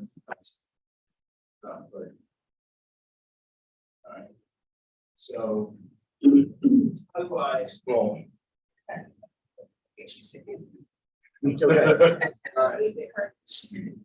So, share. we'll get you guys some printed copies for the next one. Or I'll just email it. This here. Yeah. There we go. Okay, so what I tried to do is to put our bylaws into DC's legislative format here. So this the formatting is a little different, but I highlight anything here that is different. So what I did try to do is define some of the terms, because we had a number of terms in our bylaws that were undefined. I moved the definition section up front. So definitions usually are at the front of anything. So that would be Article 1 would be definitions now. We actually only had one term. Business day, which is defined at the end of the regulations there. So really define any term we want to. And terms. Make email this to everybody as soon as I get my work again. Authority. Okay. So one thing I added to our authority, which was never spelled out in our bylaws, but we've used, is our ability to transmit legislation to council, which I think is an underutilized authority that we have. So I specifically added it here in terms of authority to the list of things that we do. I assume we would approve that by resolution, but I wanted to talk to folks about that, as we would probably have a bill that we would either go through one of the committees on, and then attach that to a resolution, and then vote that out. So I want to check with the committee, and I want to just emphasize right off the bat, I'm not speaking for the committee on this. This is just a draft of it before I get a chance to sit down with my committee members. So I'm not speaking on behalf of the committee. So I just kind of want to get the pulse of everybody. That team's there in yellow. So I added language about the oath of office, which is in the council rules. It's never in our rules, so I just put in here about the process of taking the oath. This mirrors what is in these council's rules there. And then explains that how if you would come in mid-year and take the oath as soon as practicable, which you can sit on the line.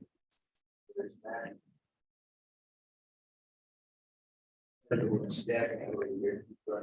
Statute. I got the language here. This is the new language that was added during the last thing. I expanded this to 4 members. I think on that for our student representatives. This I put it in DC Council's formatting here, so you can see it's choosing the different A, B, C, D, but it's the same exact language. There's been no changes to this language at all.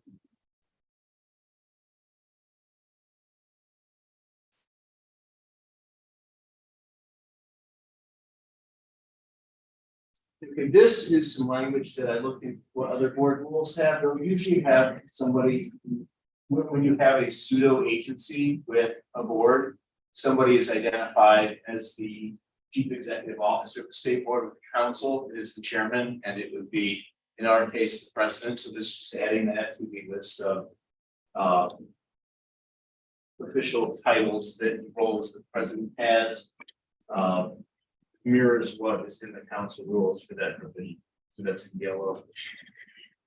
Now, here's what we talked about. I finally found the wording for it. So this would move the election of the president and the vice president to an odd numbered year. So instead of being every year, it would be every other year, right? So we would have a 2-year cycle, just like the council's on a council period. This would move it to this. And the thing, this change here would not require us to do another vote in January, because the language in the old regulation says that the person appointed as president and vice president will hold the role until a new person is appointed. So if you make this change, you would need to then re-vote, and it would just be Ebony Rose Frazier would then just continue until the next president was appointed in the odd year. So this is what that change would do there for the president.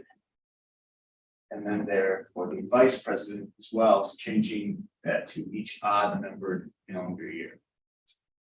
Next question about that. Yes. Is there any way that if we move forward with that, we can ensure that there's equity in boards? Because like most members don't want to run their first like the first few months of their term. Yes. But if we do it such that we split it up for every 2 years, a new president elected, that means that it's unlikely that people from like representatives from Ward 7 and 8 will get to serve, the representatives from Wards 1, 3, 6 and 5, which are elected together. Yeah, I want to work with you on that because I think it's a great idea. I mean, we kind of envision it like the council has council periods. In a way, we have like a period of our own where the board changes.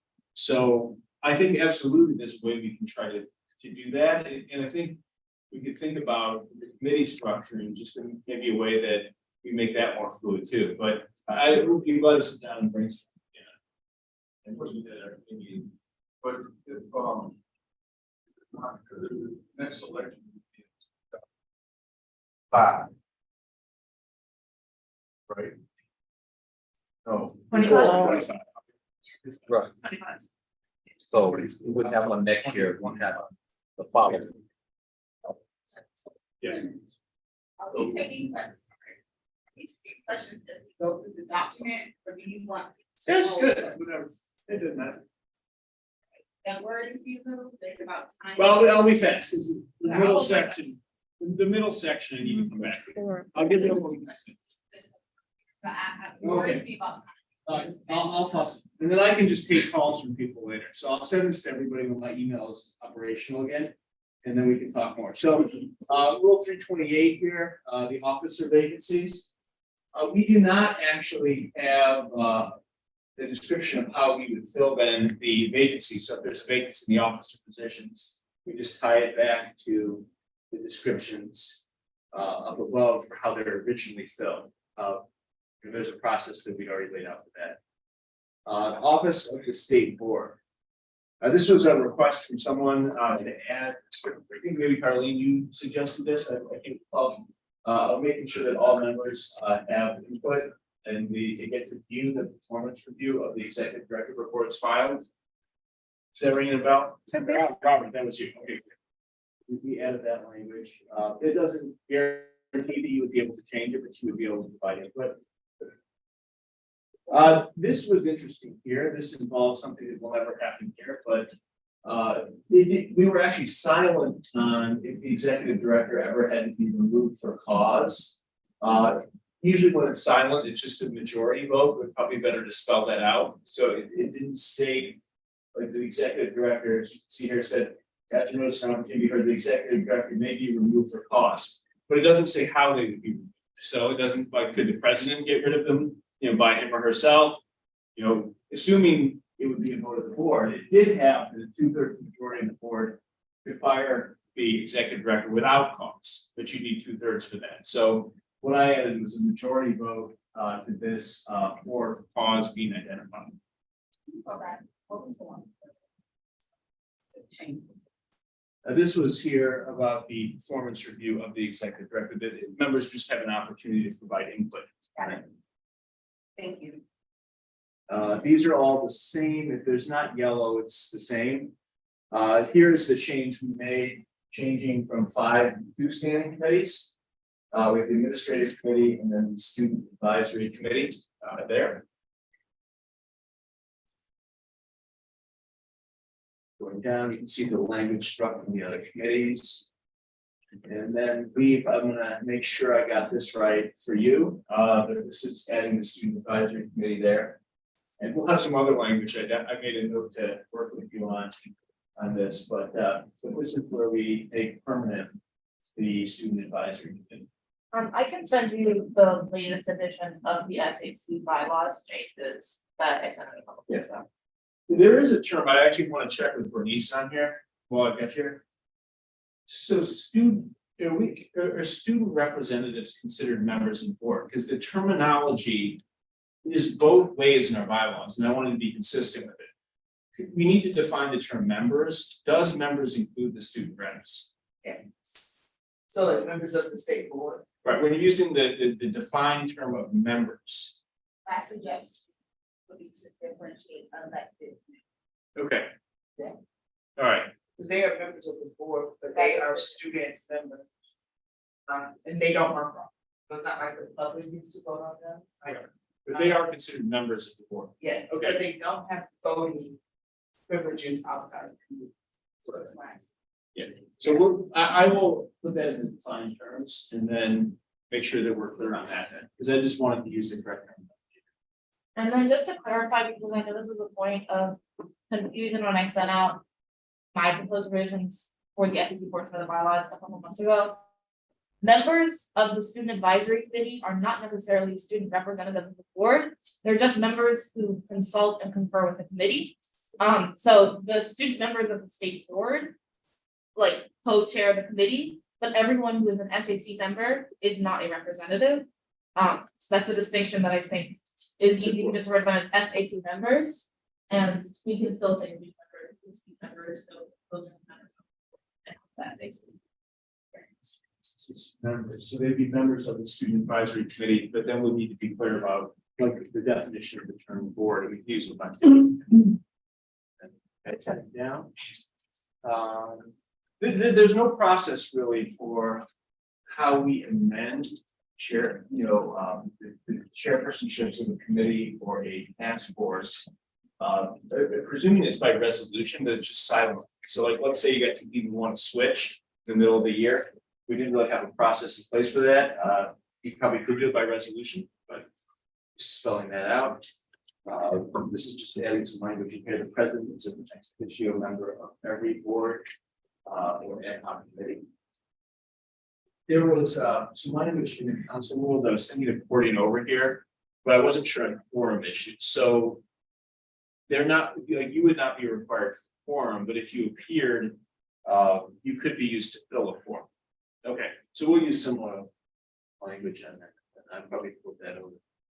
Okay, now here's a question, and this is a policy choice. Right now, student advisory members may be nominated to committees or task force. Do you intend to have it be just the ad hoc committees, or could the student members also be appointed to the one standing committee that we have, which is the administrative committee?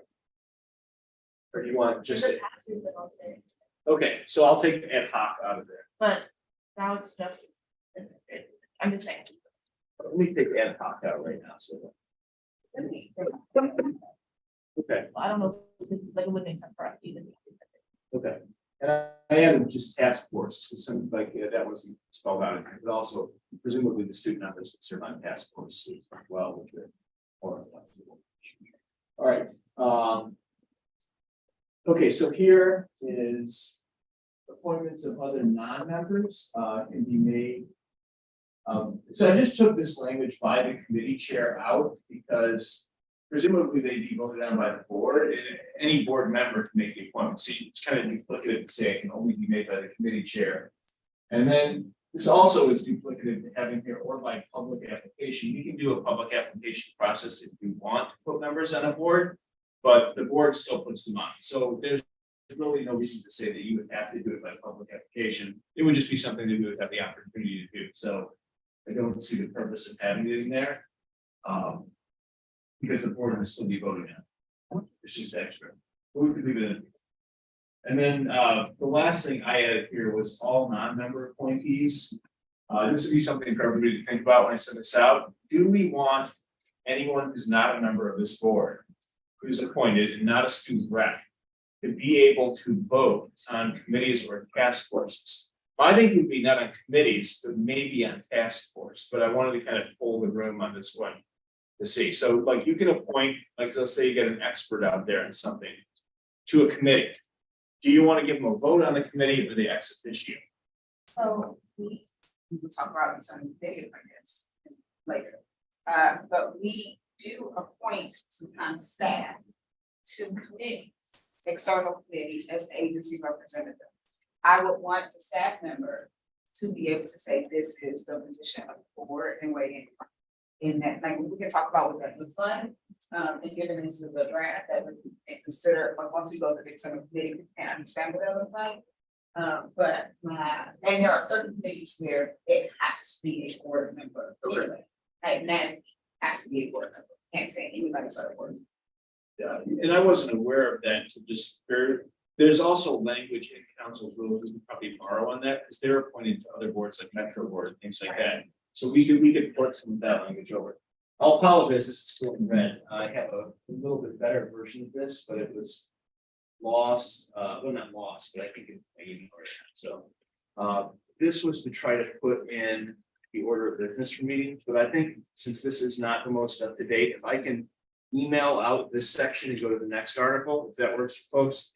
I know there's a lot in Article 4 on procedures that we want to talk about, but it's not there. And then specifically, I need to get with Lee on the process for resolutions going to the Student Advisory Committee, because we had something on that where we need to make sure you had time to weigh in before that went to the full board. It's just the week before public meeting, the Monday before the public meeting, or whatever day they decide, because if it's less than a week, then our revisions don't really count. So we revised our schedule for this year to meet that requirement, including this month's meeting. And including not next month's meeting, because everything that was being voted on is being already given our. And this stuff I have a better here. This section is. So let's go to records then, no change in records, ethics, so this will be interesting here. So what I did is I brought over some language in the council's ethical standards, which are a lot more robust than ours. We only had about 2 little blurbs on ethics in ours. This was something that the council's rules had about making sure that everybody complies with both the letter and spirit of all laws regarding conflicts. And I also included our student reps in this because they have a vote on the committee on things. So I think it's important that if something's being voted on in committee, you can't. I'm not saying any of our student reps should do this, but you couldn't like get funds or something from that group, obviously. So you're also in a way, since you have a vote kind of bound by those standards as well. Going down. Here we have the council's standards for reprimand. This we had in our rules that we were going to at some point come up with these and put them in. Well, I've written them up. I've modified those in the council's rules to fit what we have here as a structure. So reprimand is the least serious of any charge. It could be something that somebody has done that usually breaking a rule of the body. So if somebody was speaking on behalf of the board, before a government entity or something and did not have authorization to do so, that could be something that a reprimand could be for. It could be somebody reprimanded for and maybe inappropriately uses their constituent services funds and didn't check with Vega first, and this is something that was pretty flagrant. That could be possibly for reprimand as well. That we don't have any constituent service. We do. Yeah. Yes. You do. Oh, we know that's what. You have $1,000. Right. Oh, Yeah. Yes. And more next year. Yeah. So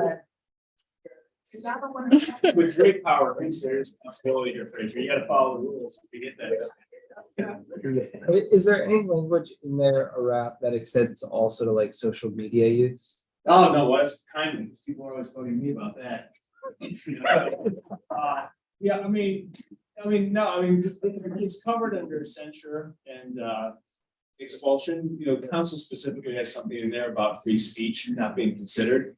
Now, if you have hateful speech or something like that could be subject to reprimand. So if you're out there, using, I'm not going to pick on any one council member for anything any council members have said recently, but there would have been something that could have probably subjected somebody to reprimand on the council that was, pretty uninformed. But we don't generally police speech. I know the council didn't move forward to reprimand in that case, even though a couple of members had suggested it because, it's just generally not something people do. But if it was a really flagrant act, the council theoretically under the standard could have moved with a reprimand on that, but chose not to. So Are these things initiated by any member or by leadership or? So it would have to be under council standard. It was and I believe it was 5 members would have to initiate by resolution. So they would file something saying that the member had broken a rule of the board or the law. So like if you broken a rule in our state board, you could actually have 5 members file that. Now, a Vega filing is an automatic, so if you're found to be censured by Vega, then we actually are required then under this to then start an investigation, as does the council's rules. So if somebody like gets in deep water, with Vega, that could be a serious issue. So I'm asking a reciprocal question. We use the bottom, but also once Eric finishes, I'm gonna have Bernice actually download the document and just send it to you all now from her email. that's a good idea. Because that way you can actually like read some of the highlighted things, which might help you ask questions Yep, and I have a little crosswalk there. Both are updated. I'll send you guys over as soon as I get my email up and running the more up-to-date versions of this, but if we get to this one. Now, censure and expulsion are obviously more serious. Right now, the council requires a 2/3 vote from the censure action, and there's got to be a ad hoc committee set up first to evaluate and censure. So, and that would be, for serious violations, repeated violations of our rules or a violation of law. And then, let's see. Expulsion is obviously the most severe action. In this case, it requires, I went by what council had, they went beyond a supermajority for expulsion. So if you poured over what they had, it would be 7 members of the board that would be required for that. So everybody except the one person being considered -1. So. And here we are here. This is language council put in about they don't do censure for any free speech activities. That reported this right over to them, and then requiring substantial evidence is the standard for censure and expulsion. So this is the language from council's rules there. I just this cross out here is just what they had in here for policies and procedures for censure and reprimand shall be done by the board. Obviously, I just cross that out. This is our opportunity to do that. We don't need to do it later. And then this is the process with council. I tweaked this slightly, so it's a little bit different than council's language, just because they have a formal committee process where we would create an ad hoc committee for this.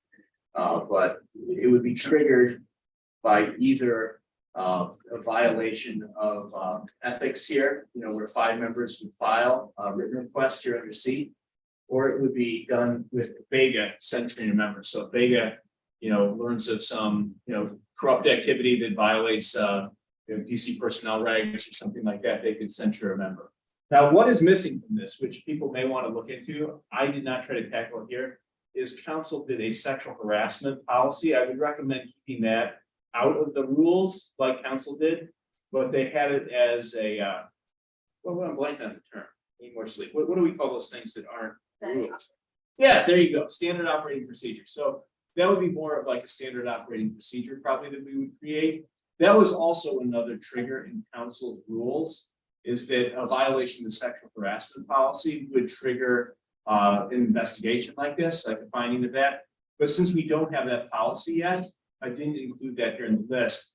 But it could be that if someone is sexually harassed an individual, either another member or a member of the staff here, 5 members could still then initiate the filing with the letter of the chair. So it wouldn't be precluded. It's just since we don't have a policy, I didn't put it in. Just this thing in red here, so I just got to check that citation. So after the ad hoc committee does its report, it would send the report to the president. There's language in here in case the president is the one under investigation, it automatically then defaults to the vice president of the board. We have the ad hoc committee procedures. These are very similar to what council has for their ethics, and they actually went through this process, so they've had a chance to vet it. Where a report is filed on this.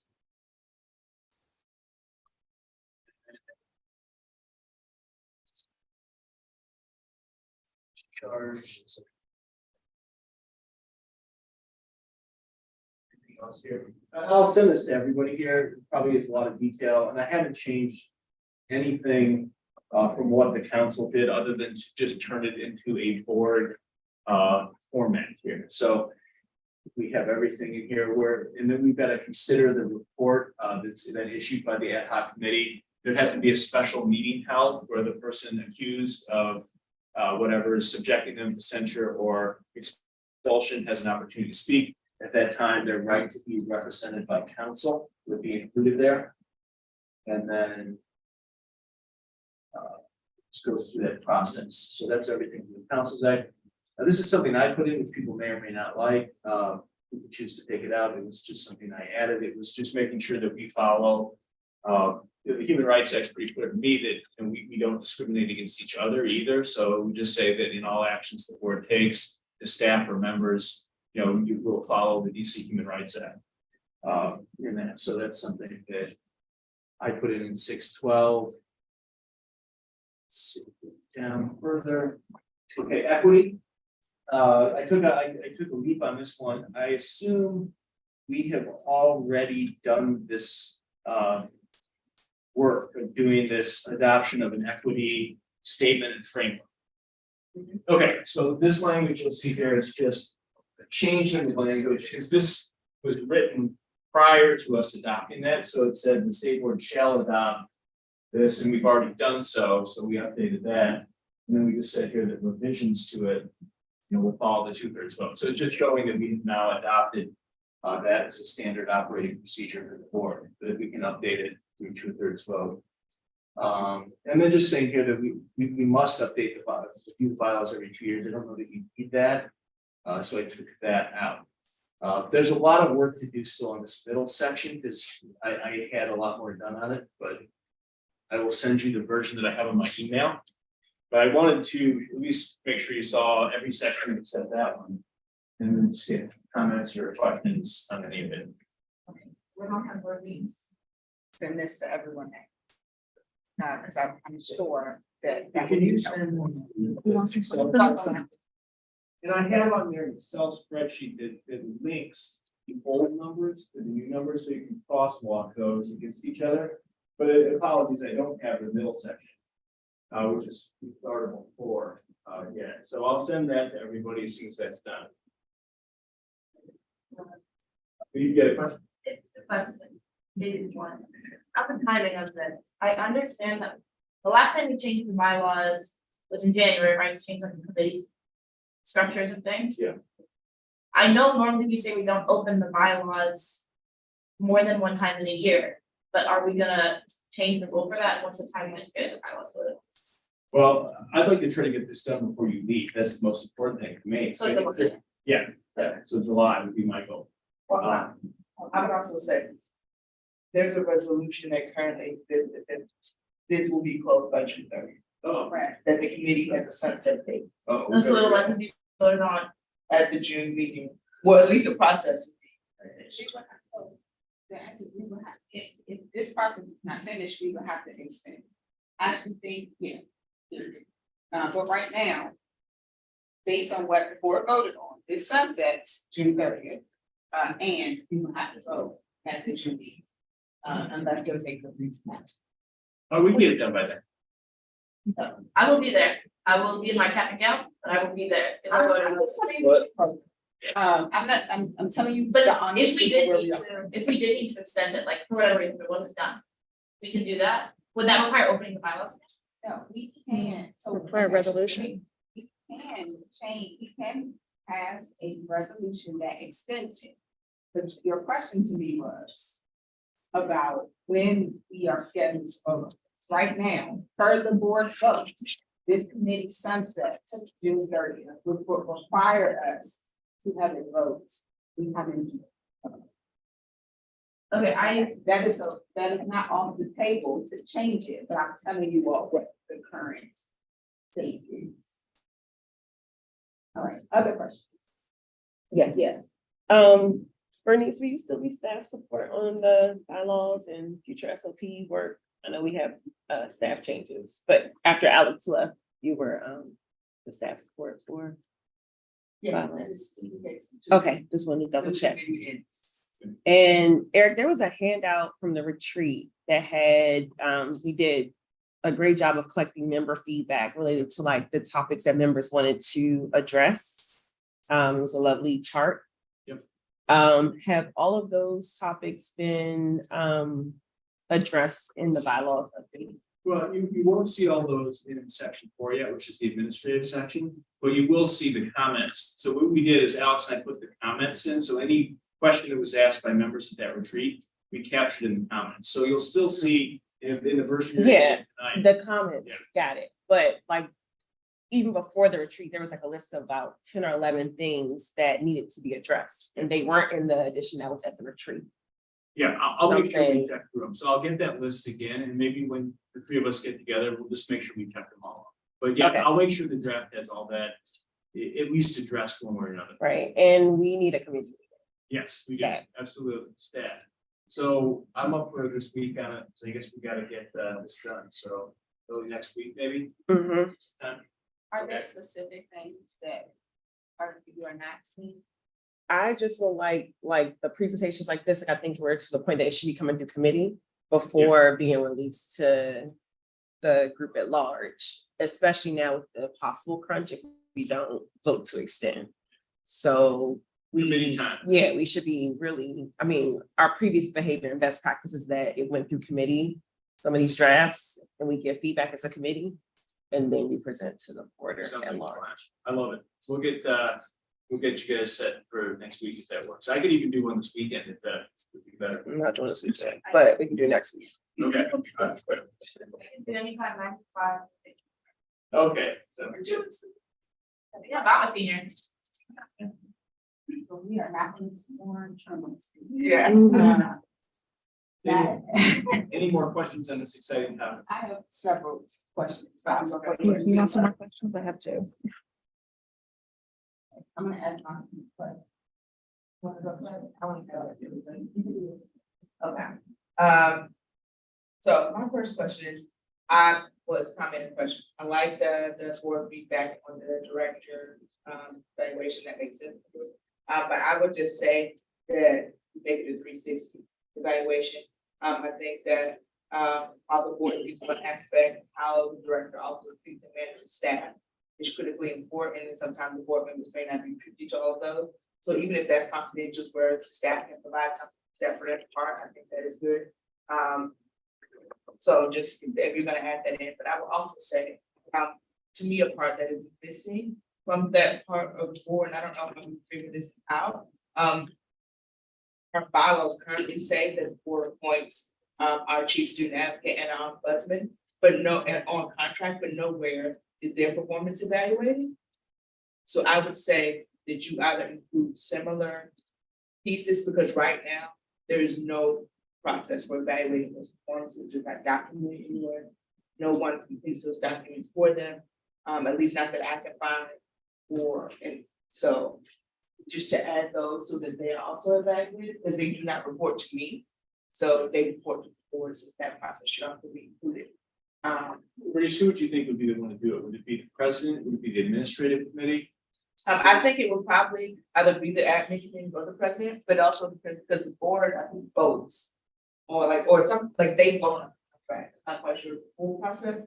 But like the board has to, like, if there is a vacancy or if you're renewing a contract for someone, the board has to make that appointment. So the board should have a mechanism by which to evaluate if they're gonna renew somebody's contract or not for another 5 years.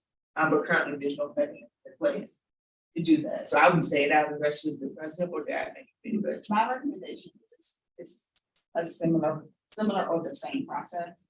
As the executive director, since then you would have the 360 review, which would go forward and tab, because they have status with. And just like we hire Bernice as a board. Yeah. we hire them as a board. So I don't know why we would have a different process. Guys, who selects Bernice? Not Bernice specifically, but for that position, like. Is it the president? Is it the board? Because like the board votes to approve, but who is the one who vets and hires these folks? Is it the administrative committee? Is it the president?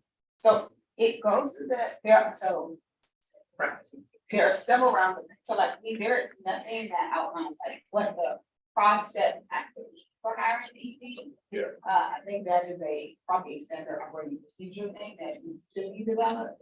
But the recommendation, because it is a budget item, does also go to the admin committee and the admin committee is involved in the hiring. Because that explicitly stated in our bylaw, there is a selection, and it goes to the board for it. Okay, because, you know, I know with the council's rules, they talk about who appoints those officers. Because somebody's got to pick the person and then propose the resolution. Technically, president's appointment. Okay, so it would be used. But Got it's, it is the same thing for OSA. Got it. Which is why I say issues. Okay, perfect. Well, it was the performance.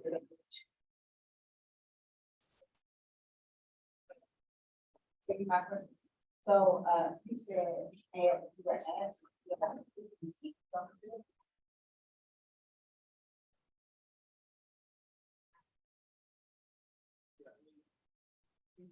Be considered, she's our chief. She's the executive officer of the board, but like typically, whether it be a legislature or something, you don't have somebody who's the executive director be the same as the CEO. And maybe we just need to work on the terminology of that, but like I know with every legislative body, it's an elected member. Because you want to always have to be an elected member who's in charge of the entity as a whole, not have the staff member be the CEO. My second question is about the censure and reprimand. I feel like we assume that we have a clear code of conduct. And so is that something that we would need to develop, the code of conduct that we are going to have? Because I do think we should have I do think we should have a reprimand process. I do think we should have the censure process. I think we should have a process for the function. I also think if we're gonna have those, we should have a clear code of conduct, so that something we're recommending. Well, I can answer the question. Is that right now we do have a code of conduct because our bylaws say that if we don't have one, we default to the basically DC's official code of conduct. So we're bound by basically DC's employee conduct manuals. So if we want to do something different than that, we can adopt it. Council's adopted their own ethics manual, and we could do that as a standard operating procedure, and then we would then be exempt from it. If we don't want to be covered by that, we could also say in our bylaws we're not covered by it, but it would probably be troubling to do so if we didn't have something built in as a default. I mean, the other thing we are bound by is the rules for it. So, you know, the rules here will state, you know, and then a reprimand or censure violation would be a violation of those rules. Or DC law, of course, as well. I appreciate you all recommending or you recommending. Yeah.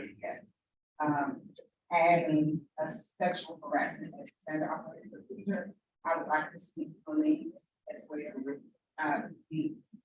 As examples, I would say especially for board members, for me, are staff. Yep. And I know that staff don't really have the same. There's a power dynamic. Yeah. That exists. And I think when there are certain power dynamics at play, one of protect and fair to people on the side of that dynamic that is not that is. Absolutely. So I would like to see sexual harassment and what we could do is we could reference those in the bylaws, but then obviously they wouldn't become effective until adopted subsequently. But we could tie them in, like when they're adopted in the future, just like we did the equity statement. This is my last one on the equity statement. I'd like to suggest a frequency of provisions for the equity statement. Just like we are revisiting our social standards, how do we think about talking about society changes over time? And what a one-time item involves be progressive or most equitable can evolve. I'm not saying we should do that every year, but I do want it to not be stale as right. So for me, not. Sounds good. And I might. And I'm trying to remember all this. You writing it down? I wrote it down. Okay, so let me know. And the status. Thank you. Oh, good. Thank you. Thank you. At our retreat, we talked about SOP. Sounds to me like there's a lot of information that's going out just recently, what we're talking about. it should be in the same boundary. What do you think of specifically, Brady? Like sexual harassment. Yeah. But like, what Deputy Rose was just talking about equity statement. Yeah. All of that content, and I know, are you working on that with? Well, so the standard operating procedures were a part of this ad hoc committee that was created, so We could extend it and we could work on them. I mean, we could come up with a sexual harassment policy, bullying policy. That wouldn't necessarily be an addendum. Yeah. To the bylaws, but the bylaws could refer to. Yeah. Those kinds of things that were very specific. And members, if you have not checked your email, Lauren, thank you, Lauren, was kind enough to send this version in front of us. That's you. I'll get you more up to date. Hopefully, as soon as I unlock, I'll go again. Other questions or comments? Yes. I have two questions, things that you might want to like consider clarifying. So on the part about non-member appointments to committees, it has them, other than the SAC members being ex officio, so they wouldn't have an influence in votes or motions for the committee. But what about something like the Social Studies Standards Advisory Committee, where all of those people work together to come to all of the like the recommendations? Yeah. And so if they were going to decide on the recommendations together, the only board members on there were there was 2 board members. So if the non-members wouldn't be voting, it would just be the 2 board members. Or are there instances where internally on a task force or committee, non-members could have their like votes considered? I think it's a great question. So I think what we should do is do what council does with that, is we can appoint members or staff to committees, because that's what they can do. They can appoint members or staff to committees. And certainly we want everyone we appoint to have a vote. So we'll just make that clear in there, that there's the internal committees that function in this body, and then there's the appointments made by the president, approved by the board, external committees, which would be then obviously everyone we appoint want to be voting. So I can work out some language that makes that explicitly clear. All right, and then the second question I have is about the process for like censure and reprimand. So it says that it would be by resolution. Do you have a kind of resolution in mind? It doesn't really sound like a ceremonial resolution, but if it was an SR, it would have to go through the SAC. So is there like an intention there around that? Or is there like a third kind of resolution that would be? So then would it go to it would go to the SAC? Okay. And there's also provisions in the draft of the 13th version of the draft of the SEC bylaws that are so but explain that the SEC normally doesn't make administrative votes. So normally we don't give input on things like committee appointments, just because our knowledge of the board, obviously the student members have a more intimate knowledge, but the knowledge of like most of the SEC members of the board is not like they think, oh, X member would be good for this committee. And so in the past, we haven't voted on administrative issues of that nature, and I don't think it makes sense to include student representatives to be required to make that vote, because sometimes our schedule is just too packed, and including things like that isn't helpful because we can't give substantive feedback.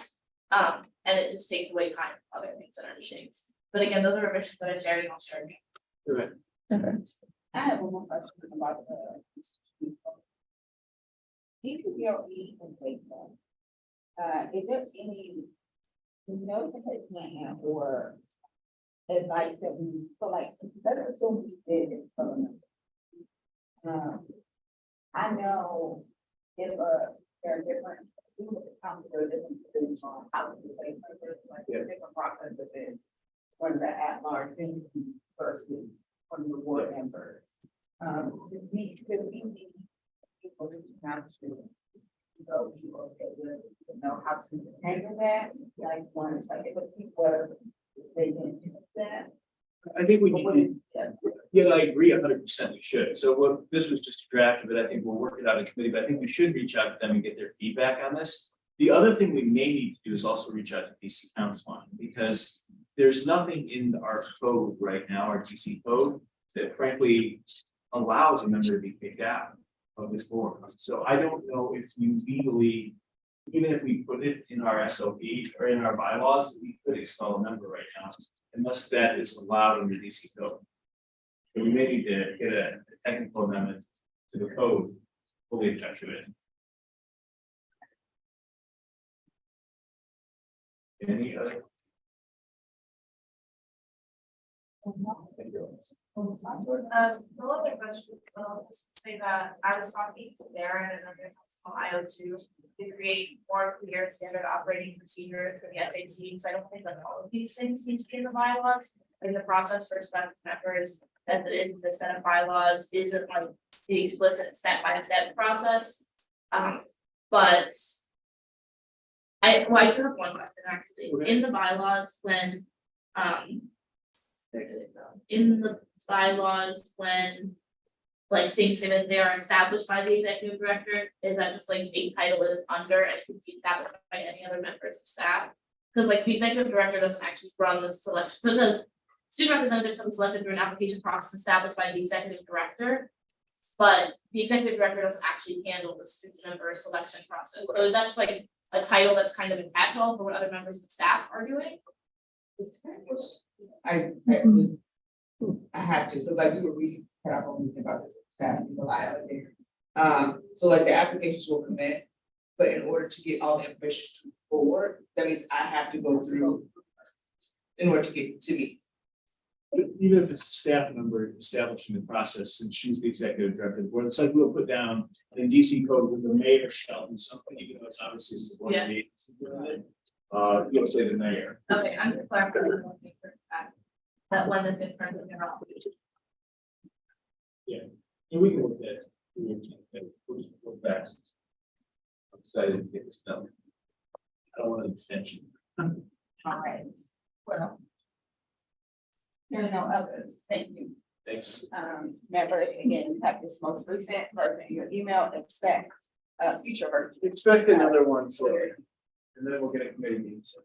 Okay, now, having up in the bylaws, we are going to have committee reports, which are going to be much,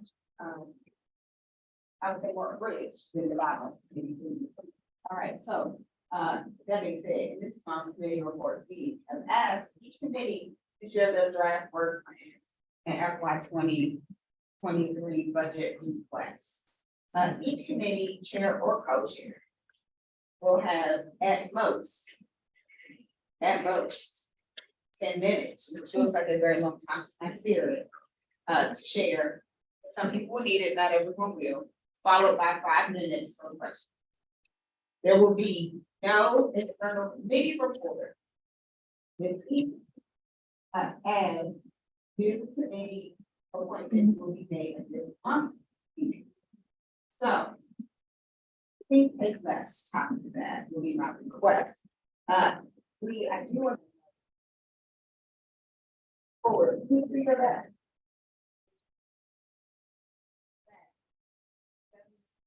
Forward, because they can print all the things and arrange all the things, and we can have all the things. People accept special acceptance. Necessary, but please do that. So we're crunch today. President Oli. 10 minutes. Don't do it. You have it in front of you. It's called the bylaws. First it out, it's the admin committee. We have the list of people who are on the admin committee. I guess I should read this, although I can't stand that people do. But, we voted on a monthly meeting time, and you can read that. Also, the Student Advocate Association, this is important Student Leadership Summit on the 30th of May at the Boys and Girls Club in Southeast. That's at the Arc. Will be an opportunity for youth to share their leadership journey with their peers. There have been updates on the office renovations for the ombudsman and the student advocate. They're moving right along with their office.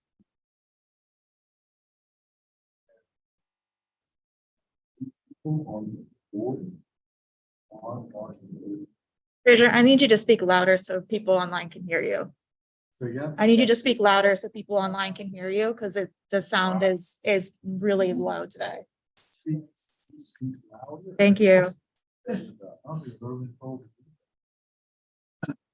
The Deputy Director of Policy and Research, Jennifer Brion, starts on May the 22nd. And now Executive Director Butler is restructuring the team and promoting staff. We'll find out more about that at our next meeting.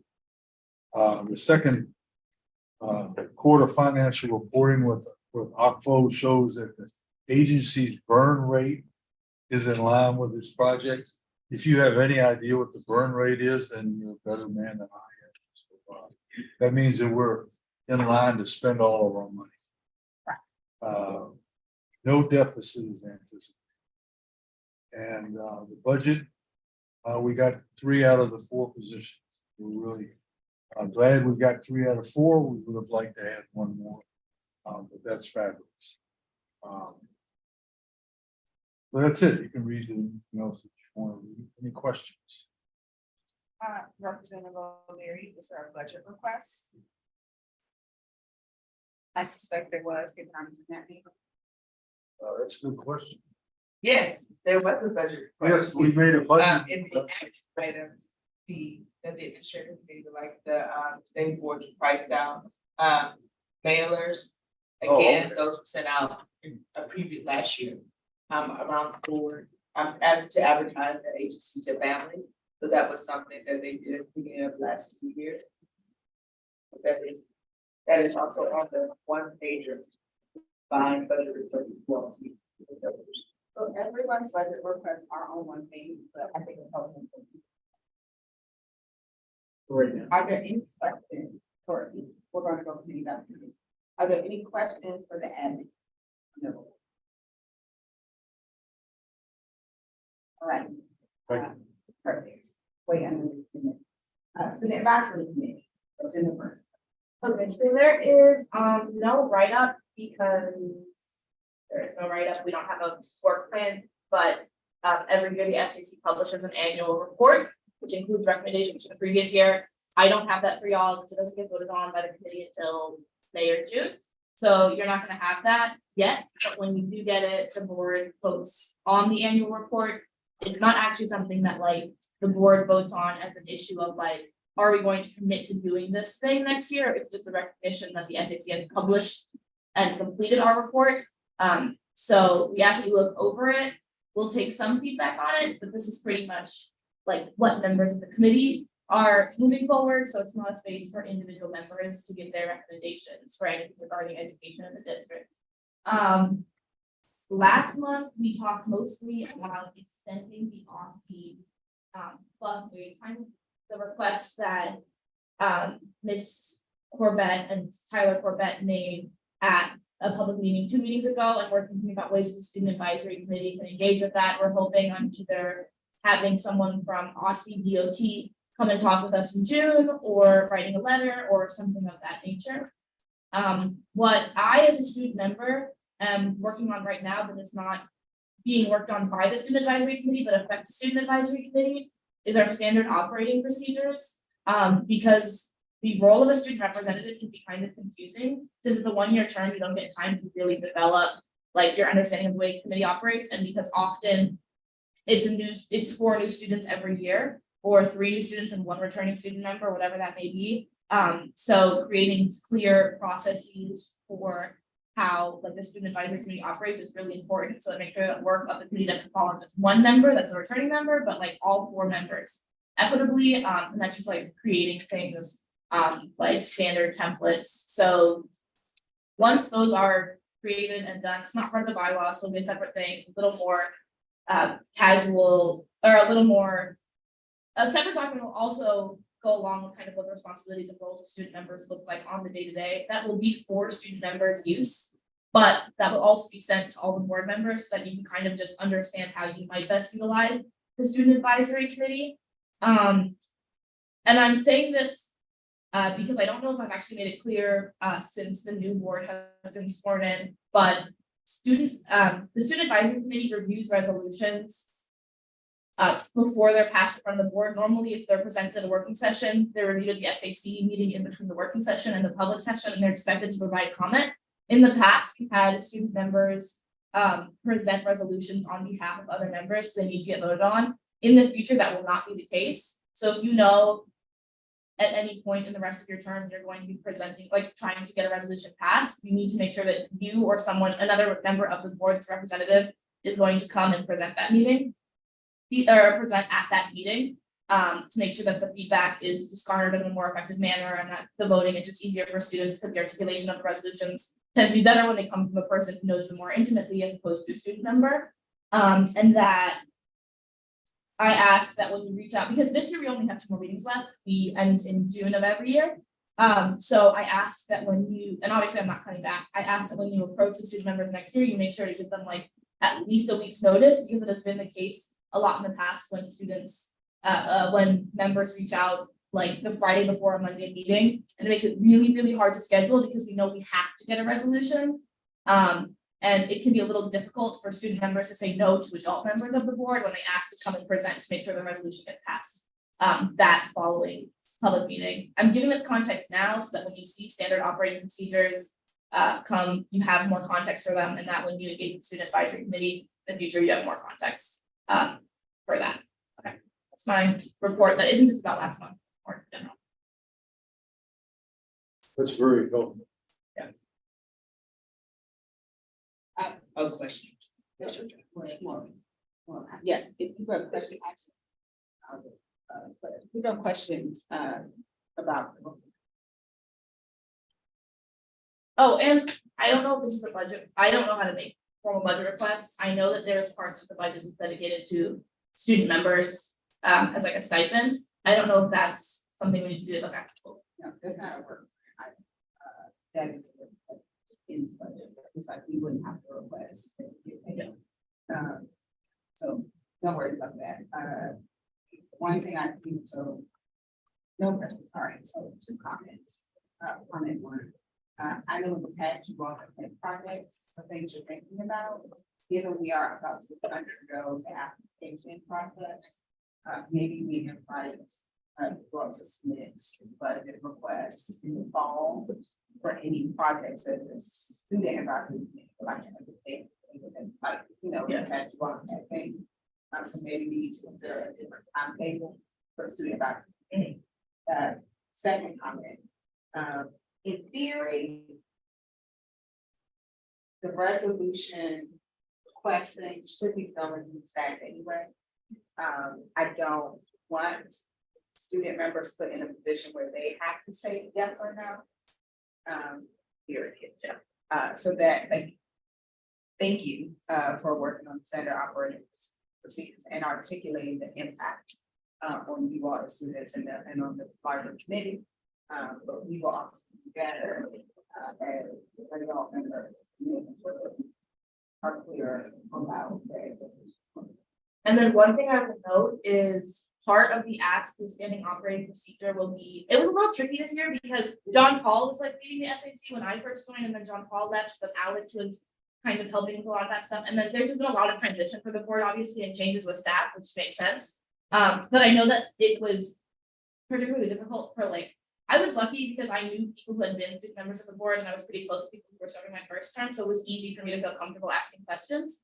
But part of the ask the standing operating procedures that I'm going to propose is that at least one staff member like checks in with this, like whoever is in charge of the SAC in that time period checks in with the student members individually, but also, especially if you're a representative of like the student's board, it would be really, really helpful if you make a concentrated effort to check in with whatever student, like for me, example, like Williams represents my board. So like it would be really helpful if Representative Williams sends me a text and be like, hey, is there anything you need clarification on? Like, I noticed you missed last meeting, like, can I catch you up? Is there anything you need? And kind of just a more informal way so that students feel like they have someone to reach out to. Obviously, it's like a formal required ask, but it would definitely be really, really helpful just from the perspective of the student member. But I don't want to take that. That's all the information I have about the SAC.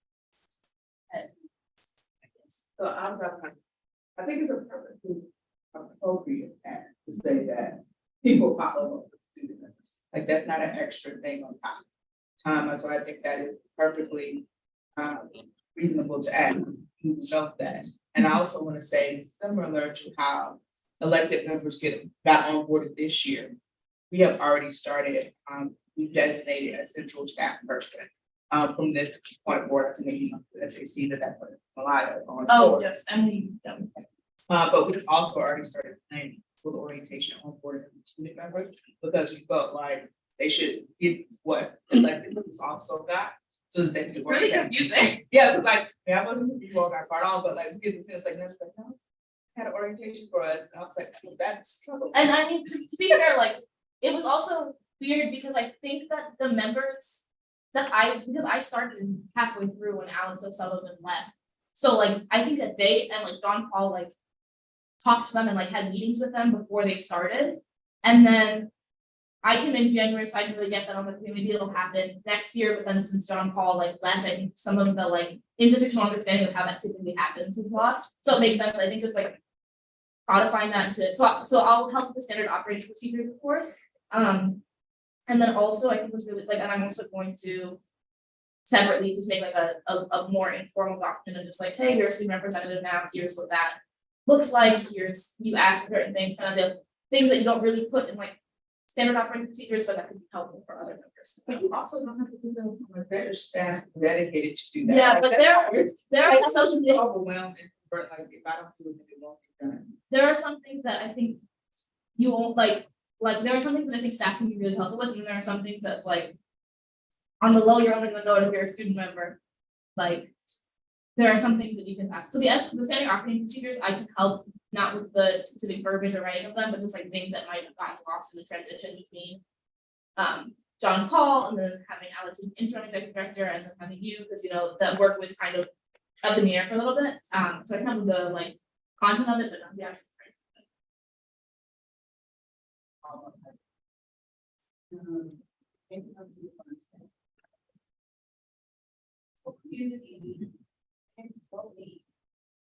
Yes, so the school community and well-being committee, we met on Thursday, April 20th, and discussed some possible topics for committee engagement. And we kind of landed on some of these topics. We discussed school safety, having a school safety panel, which we are going to have on the 17th.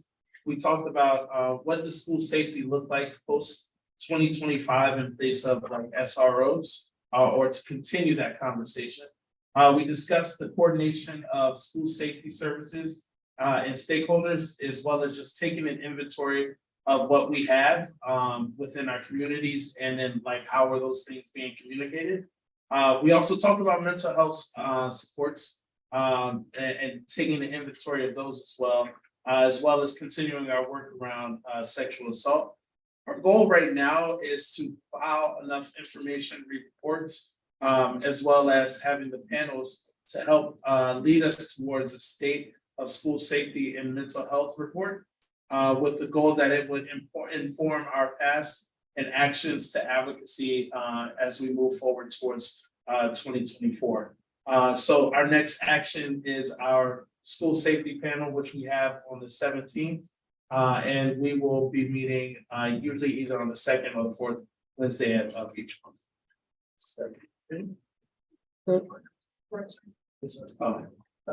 And if you would like to see the work plan, we have it in our bit.ly.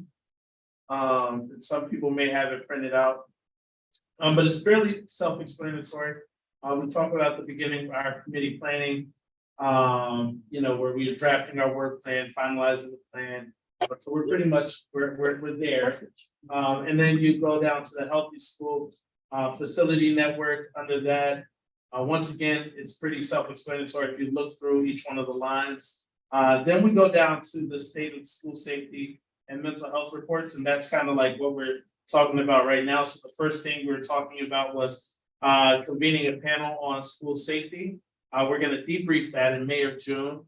We're going to begin our research for our action items, and we're going to also talk about something that we're going to connect with later on. So I'll hold off on that one. We're gonna plan a webinar discussion, discussing alternatives to SROs. We are, just take a second, everything here is pretty self-explanatory. I don't know if I need to go down line for line. The following after that is talking about how we're going to engage and how we're gonna collect information from surveys and pilots and things of that nature. Questions for Representative. I'm not on this committee, but when we talk about alternatives to SRO, they know all of our schools want to testify on the SRO. Yeah, we're, maybe I should clarify.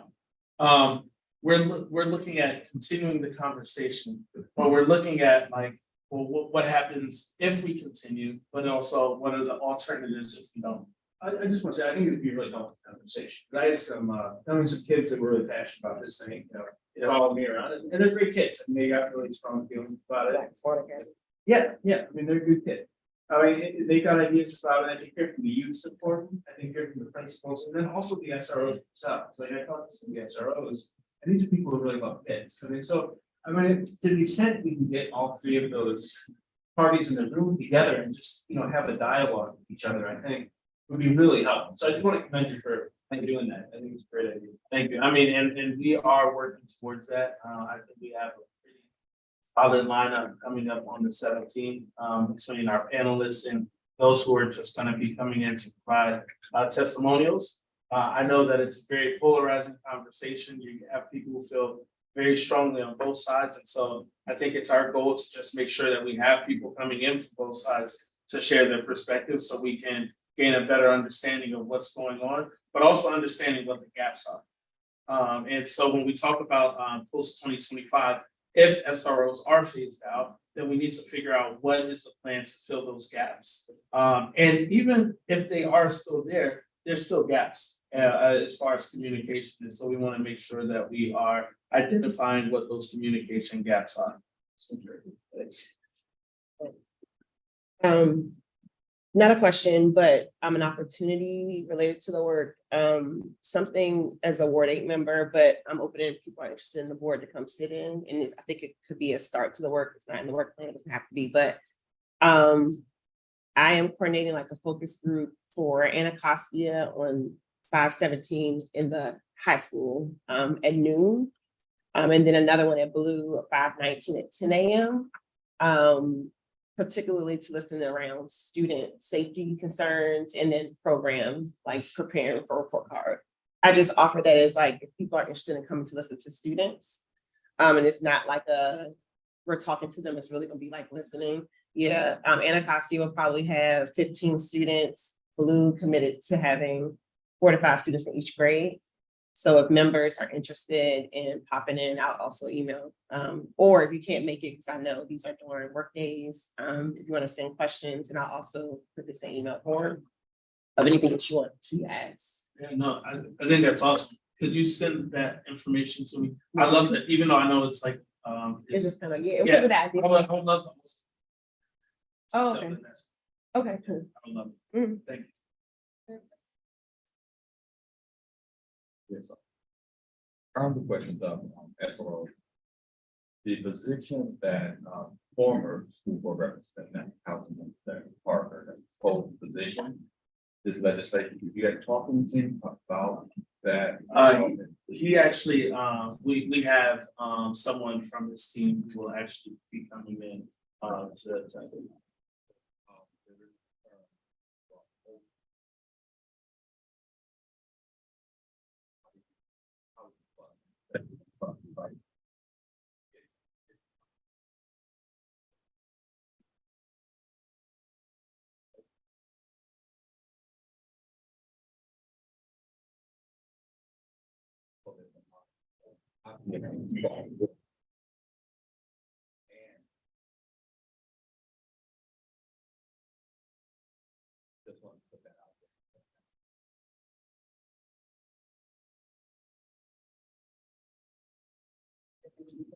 Work really true. You also have the scope that in the scope of work for that group.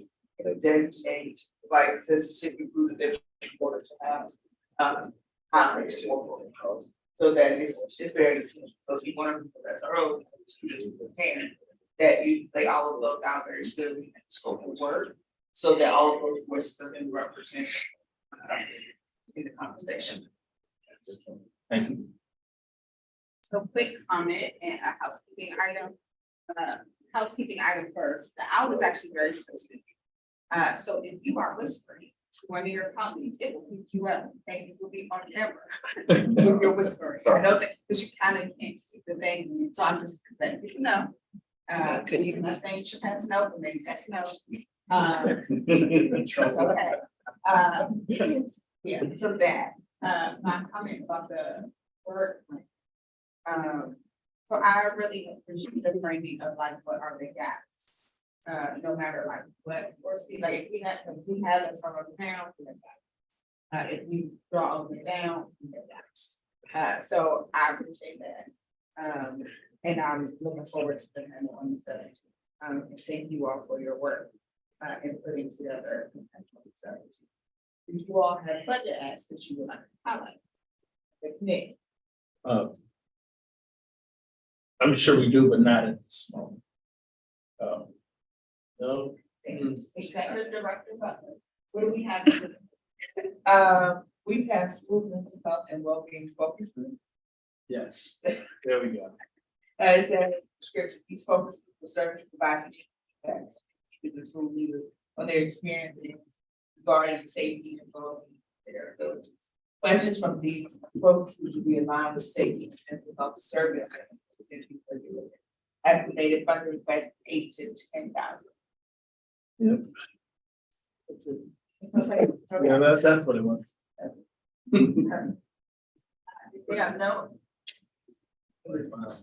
If there are no other questions or comments, school community and well-being committee, thank you. And then I wanted to make sure that we move right along to the state level and policy committee. I don't know, well, the tech team. We have a trade-off system. So Right. this time up, it's going to be my co-chair. Representative. Thank you, Representative Patterson. So I will aim to be brief. As everyone can see in the document, we met on April 23rd. We have identified a couple of focus topics, education standards, literacy, the upcoming DC school report card, and then teacher retention. Want to make sure I don't forget to say thank you, Kathleen, for your support throughout all of this. So this is definitely still in draft form. We are looking right now, given that this where we're at with the social standard, it's kind of living in with everyone, so we're just not planning on taking on anything particular there, but just knowing that that falls within our committee. We don't have anything specific yet with the financial literacy standards, but we know that those are coming up through OSSI. With regards to the DC school report card, we know that there's important work to be done there. One of the main issues after talking with Dr. Grant and also in our meeting was just kind of how do we feel the need to recommend that OSSI group schools, right? Essentially, what is required is that we report out on the bottom 5% of schools. So it's just something to kind of flag for us as a body that we're going to kind of be looking at. How do we communicate meaningful information now that we're moving away from the STAR system? But essentially, what does that look like? Like, how do we do that? But there are no specifics in terms of like particular plan sessions, but we do plan to work with OSSI in doing community engagement. Whereas for the social studies standards, it was kind of, they did their engagement and then our engagement, we want to work concurrently with them for that. There was a budget ask within that regard with the DC school report card, just knowing that there's going to be like need for infographics and other ways to be able to get materials to community members. So the budget ask there was to identify a vendor and that could create infographics or support with visuals and flyers to make this more accessible to the school community or to the DC.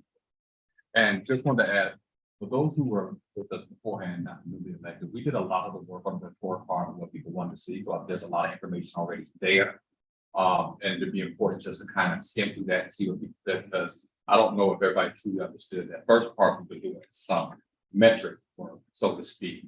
And they gave us a lot of information on what they wanted the report card to look like. You know, we definitely got out of the stars and made sure that whatever we create will not have stars, but there was a lot of information of different dashboards and other ways that we could report out on schools that help schools really identify what they're doing good and where they need support, but not making it seem like it's a competition or something that could be used against a school that was struggling because of resources. So there's a lot of information that's still there, but we'll work with OSSI. We do know that Dr. Grant has had a lot of practice in designing report cards prior to her arriving here in the District of Columbia. So we look forward to working very closely.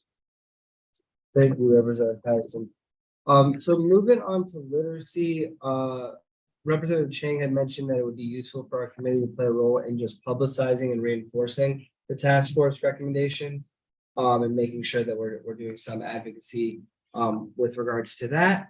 And the other big bucket of work is around kind of teacher retention and teacher evaluation. So we'd like to kind of, one idea, which we don't know what form it'll take necessarily as an end product, would be to review some of the current legislation that's going on in the council, particularly what the bill being proposed by Councilmember White, and saying what parts we agree with, what parts we don't agree with, what parts we think might be missing, so that we can really situate the work of teacher retention in the broader city conversation. So that's one idea that we had talked about. And then with regards to teacher evaluation, everyone saw that I kind of mentioned that to the chancellor earlier today, just kind of in seeing what we could do about still supporting teachers but identifying what other evaluation systems exist, how we could potentially reform impact. And the budget ask there would be to have potentially conduct focus groups. I know we've already done a lot of work on that in years past, but we also know that impact is driving a lot of teachers out of the classroom. So it's an important part of the teacher retention conversation that isn't currently in any legislation in the council, but there is willingness from council members to be able to take that on. So it's something that we hope the committee can start the conversation with at the state board. That's all I have.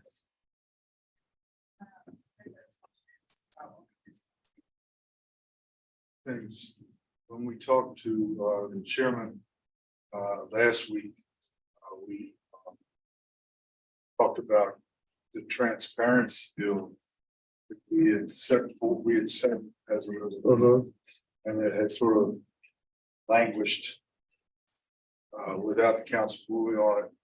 And he asked for us to send him information, right? Please. He did. He asked us to look at the current bill compared to the transparency bill to see what was considered not like included or not included.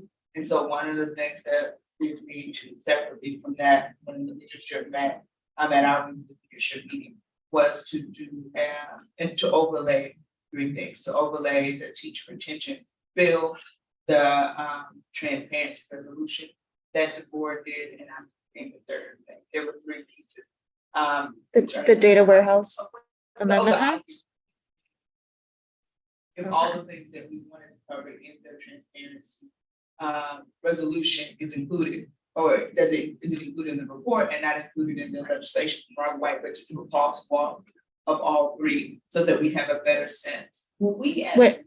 Yes. So When you say the resolution, is that the data warehouse act? Yes. Is that what you're referring to? Yes. Okay. So you'll see in the leadership report notes, the meeting with the chairman, we ask him at every meeting, what's up with the teacher retention legislation? And so the intent is to have the teacher retention legislation on the board, which the data warehouse reintroduced. Reintroduced. John followed up in an email. It's not in the meeting, and asked us, is everything in OSSI's,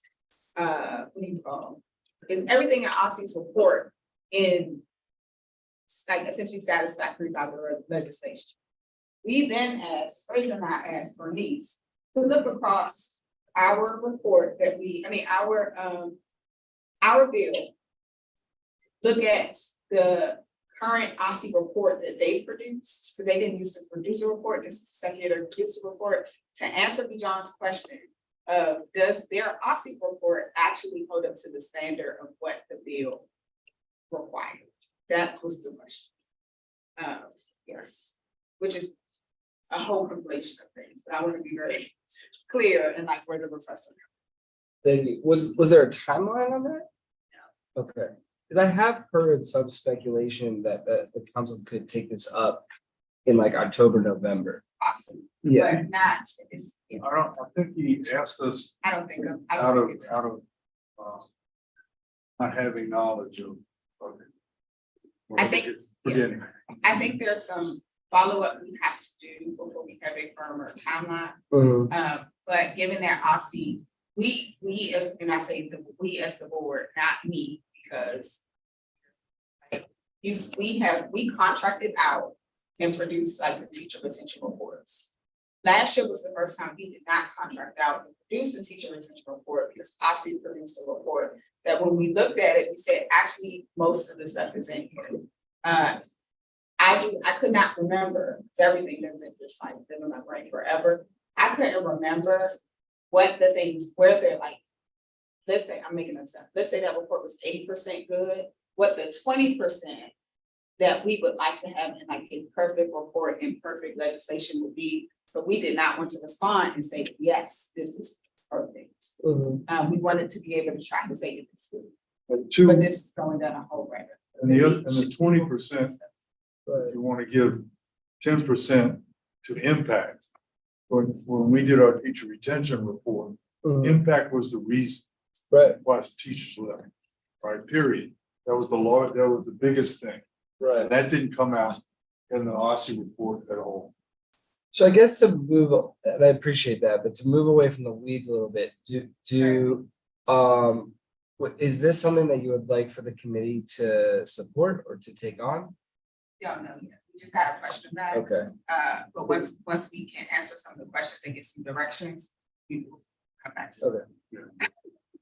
Because that's a big problem. Retention and impact. They're sort of hand in hand, but the system doesn't accept the fact that impact could be a reason for anybody. Right. So that's where things stand, you know, with our, we do plan to have a May meeting. And we will keep people updated on when that date is decided.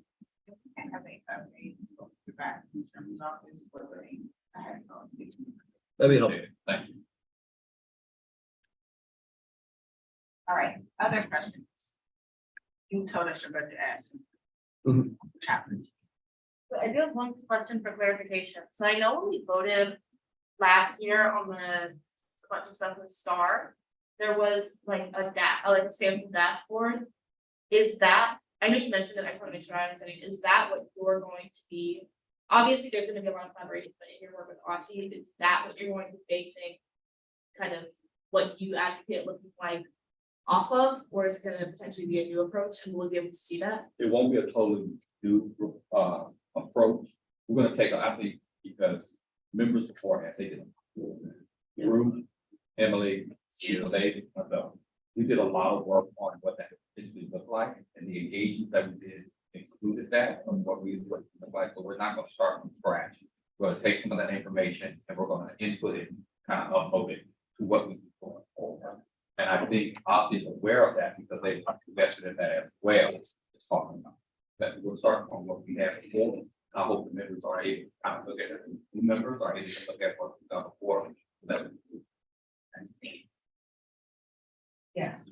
So in the budget request for the training of infographics community engagement tools around the report card engagement, the request is for $2,000. I just feel like that's not enough. Where did this number come from? Yeah, I just want to get a sense of, are you talking about this, the resources here that you want to for $2,000? Are you saying that you want to say this is how the report card now looks, or you just informing people of what it is? I'm trying to get a sense of what the purpose is so that we can right size the cost. Right, I think a couple things. One, to like color printing, two, Spanish language translation. And yeah, I do think I underestimated that number, but just in talking with my predecessor, Representative SBOE, she said that would be an important thing for this work, to make sure that at community events or for anyone to be able to pass out, that resource existed. And this is a resource, and like, this is what the DC school report card looks like, kind of thing. Exactly, it's something like to have in paper that could have a QR code, that can help kind of, as we're at different events, allow people to connect with that work, because so much of it is based in community engagement. So that just gives us a sense, because like, you can create one thing and it literally costs $1,000 to translate to another language. So just want to make sure we can right size the cost and be able to come back and accurately reflect that and have our next habit. Thank you. Thank you. That's fine. All right. Hearing that. I believe that was our last committee. Thank you all for all the work that went into that. Based on the budget request shared tonight, I just want to give you all a total. We have 4 requests. They're at $28,000 on the low end, 32 on the high end, which is in range of what we can spend. So those are good things. The admin committee will review the request and in some cases right size the request. And the SBOE budget and follow up with the committee by email before January 1st. I'm sorry, June 1st. It's late. This is why we got to keep moving along. June 1st. All right, on to the business and other discussions. I want to make sure I ask members if there are any additional items of the business to add to the following list, and it is a list. Caesar Save Schools discussions. SBOE agency participation in citywide events. Using consent agendas for, if I give the list first, using consent agendas for SBOE ceremonial resolutions. The ceremonial, SR on external committee appointments. Ceremonial resolution celebrating the Austin Educator Awardees. The ceremonial resolution Beard Elementary Principal retiring, and ceremonial resolution for the Beard Elementary Vice Principal is also retiring. Are there other items that we need to add to that list? Yes. And then yes. I think we both have the same one. All right. What do you think? We just want to kind of start the discussion around athletic training, Okay. specifically around charter schools. Right. I believe there's a certain amount of requirement for DCPS school. But we do want to make sure the children are safe on the other side of the system of public education. And when you're having specifically that football team, things like that, the injury that happened this year.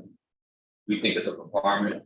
It should be a requirement of some sort of what you should have, what are the regulations around it, athletic directors, athletic trainers. But it's really unclear. So on one side of the house, they're doing pretty much okay. Okay, so consider that added. Are there other things? Can I piggyback on? Not yet, we get to it. We're gonna have to put on a pitch for other things, but you can't jump the line. Are there other things that need to be added? Yes. What about Austin? Plus, all right. Going once, There's a subsection to that, so. then it's consider it added. All right. If those are the new business items, I'm going to proceed with that list. Let's start with the Caesar Safe Schools discussion. Thank you. So a few weeks ago, I was contacted by a Ward 6 high school student who has epilepsy. And he mentioned that while he's currently seizure free, he knows of a couple people who are in elementary schools who do have seizures and that they're struggling because the schools don't quite know what to do when they seize. And he then shared that in many states, he actually shared that in 20 of them, there's legislation, seizure safe schools legislation. It's been passed in 20 states, including Maryland and in Virginia.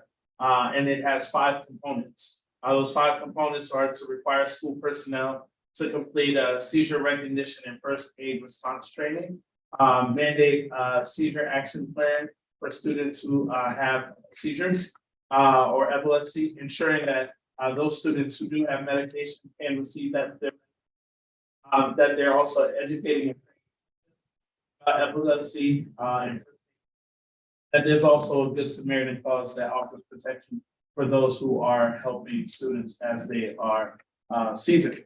And so, you know, for me, I also had a really good friend in high school who had seizures, and I remember when he was on the football field and he seized, and there was only one person who knew how to help, and that person wasn't there. And so, understanding like how scary that was. And in many cases, it could also be life-threatening if you don't do the right things.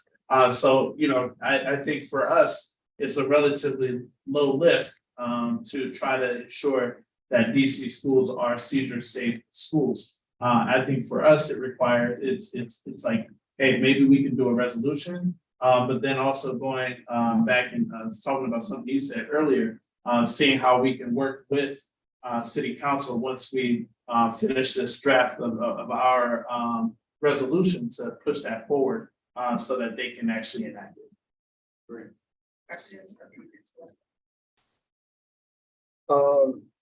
Comment, yeah, I mean, as a teacher who's had students with epilepsy, I think the training that I had was super helpful, and a couple of times students had seizures in common spaces. So it is I think in my view, essential for all teachers to be trained, and I think it's a light lift because we already know what needs to happen. So just about kind of like supporting it and seeing if we can put forth some legislation to make it happen citywide. So I'm in support of it. And I just that working standpoint, we wanted to like the timeline how wanted to actually use that as an example of resolution for our deputy worker and swap this slated for the chief.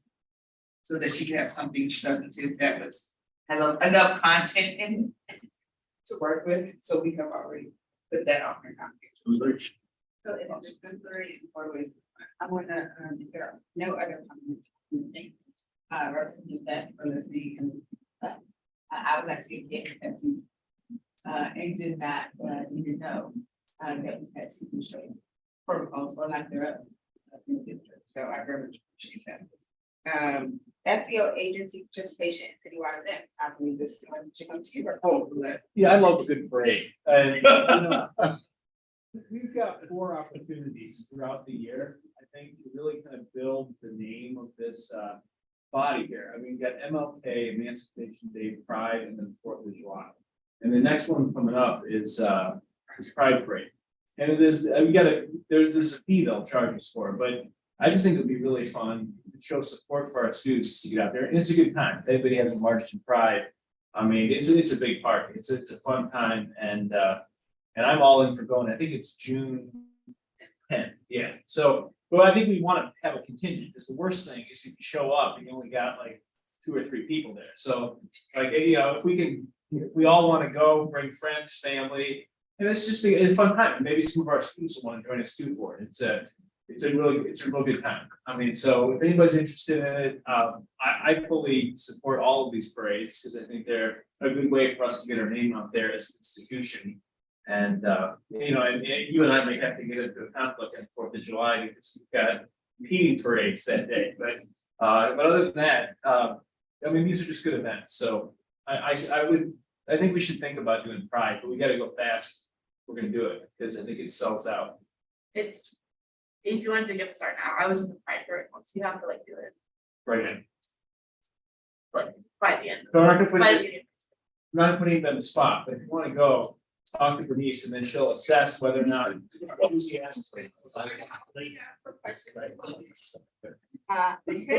heard was does the SBOE want to participate in these types of agency events? Members, give me your thoughts. I have some of my own. Happy to start. No one has immediate thoughts. I'm not a member, but I just wanted to clarify when you're bringing up agency participation in events, what agency means here. Is it the board members? What would staff's expectation be around that? So just clarifying what that would mean when you say that. First, we have to decide if it's something we want to explore. Just like in general, not that specific event. You don't know the answer to that question yet. We will probably have to talk about adjusting time and other things just like we do for other things that are outside hours, but it is the right question to ask. It's not at this point in time, and Eric's not going to things. I just want to be fair, like I don't want to ask. But it is the right question. Yeah, Director Butler will consider. We're gonna go, oh, you wanna go? You're gonna go here, here. My question is this, you named basically four, very high profile, does this open us up to others requesting that we march in there? I hope so. I mean, I'm just hoping that they do, because I think, I mean, we may not be able to go to all parades throughout the city, but it would be kind of nice to, you know, get around, have our banner and our name out there, and if I can go, I'll go to any of these. I think it's fun. It's just a good way to get our name. But I want to be inclusive, but when you start to do that, it's a lot of time and effort to do my job. And they can come in pretty quickly, start asking, will you participate in this particular parade? So. When I first came on the board, the first year, most of the members, well, half of the members of the board marched in the Martin Luther King parade. And I think we had a band. But maybe I'm wrong on that. But it was voluntary. It wasn't put in concrete. And I think Representative Patterson says there are only 4 parades. So I don't know. I think we need to talk it over with. I understand the urgency of the 10th of June, but we could use the 10th of June as sort of test case as far as showing up. Yeah. So I know for sure I would not attend this one because that's my prom. So I gotta get prom ready. But I think that it could be an interesting thing for the board to engage with, but we have to think about budget priorities before we do that, because I know that getting spaces at these events alone is costly. And if you wanted to do, the year I didn't have a float, we had a school bus, so it's a little, and that got donated to us, so it's a little bit different. But it, like, the logistics of it can be very costly, so I think that's something that should maybe brought up once the budget is more like fleshed out and approved. Because it's gonna be hard to, even committing to do it in the middle of June, not knowing how much it costs them, I don't know if we have time to determine. Cause I know we have like some stuff that can be reused, but not everything. And then there's costs for getting into the actual parade itself. That's like you're asking. No, I think I'm just making, I'm with you, but I know that there are costs you can consider we're getting in, so I think these are things we need to consider. And then it might be too fast and work around time for June, but also if I'm not going out behind. I don't plan to have as great a weight as those who might participate. Yeah, I mean, participation now, I think we want all members to think about and input on if the SBOE participates in events like this. So I personally made a couple of things. One is that we should participate in city events. We are a city agency. I know that one of the findings from our governance report was that we also can do a better job of people knowing who we are. I spend a lot of time going to a lot of things in my ward because I want people to know who I am and be comfortable enough to tell me their truth. And so I think the first step to that is to know who you are. All of the parades don't have, and I would not say it just has to be parades. But I think the question is like, do we see, do we see some value in participating or being like intentional about participating in citywide events, not that we have to commit to exactly the board that Representative Lay is proposing for us, or that would limit us not to participate in other events. But I think it's a good call out, and I think it's something we should do. Some of them are free. So might not have a cost, and maybe we prioritize some of the ones that don't have a cost, and then budget constraints and all the things. But I think for me, the first question is like, do we see this as valuable to us as a board and agency? I would say yes, and then we would have to manage the logistics of making sure we are making realistic commitments and are doing what we need to do to not look sad out there by ourselves. I know I marched in from before my Shih Tzu with me, and he was pretty much their mascot because they were looking bad. But I enjoyed walking with them, and we got our steps in, and I did not, I just said it was great, and I did not have to walk with him. So it was awesome. And he actually really enjoys being in parade. So he and I will be there no matter where it is. Because he's wonderful at it. Babies love him, the dogs love him. Good times. Other thoughts about this in particular? Just Palisades is not only free, but we give you hot dogs and watermelon at the end of it. So it's just a experiment, and I'll pay for the candy at that. Why not? It's best time. Right. So we do not necessarily vote on things. Did anybody else have anything? I didn't see any moves. I was just gonna say I generally agree with what you and Representative Lay said. We do not really like vote on things at once.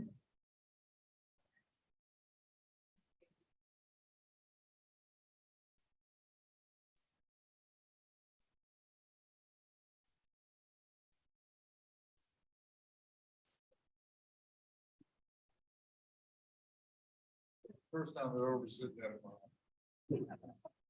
That's Right, well, that'll work. This is a night of first. For me. This is a night of first. For me. Speak louder. Yeah. Actually, have a suggestion. Maybe three, I mean, clearly between 4 it's closer, but I would love to see this component as part of a broader brand and strategy conversation for the agency. And not like singled out, because I think it needs to be a coordinated strategy that not only includes citywide events, but it includes social media, actual ads on buses and like, there's a much larger picture. Because I think that we gotta see the full picture to make sure we have the impact that we want to have. Again, this doesn't include, I would say to also include that as a part of a broader conversation with rely on what we're doing to sort of write our strategies to boost up the image and the impact of the agency. So let's consider this a small task.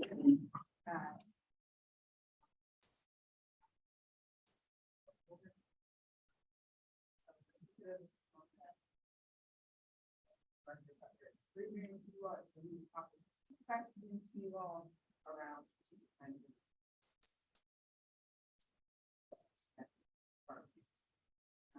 all right.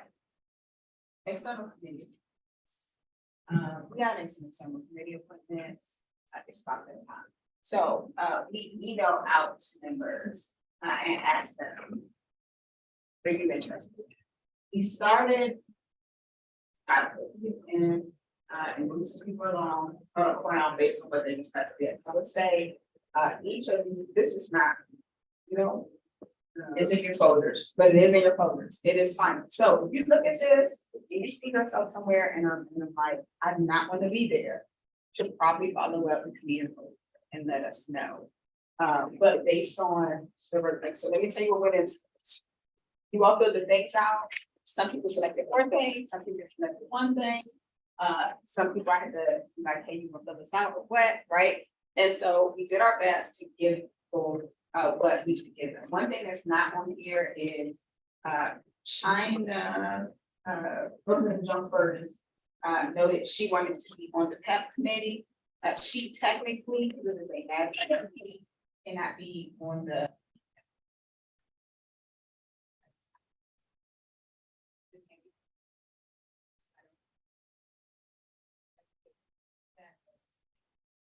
So follow up with us. If you want to move around, there's also an assumption that most people don't want multiple committees, but some committees have higher lists than others. So like some of them might need, I don't know, what's not. Some of them might be every couple of months, that type of thing.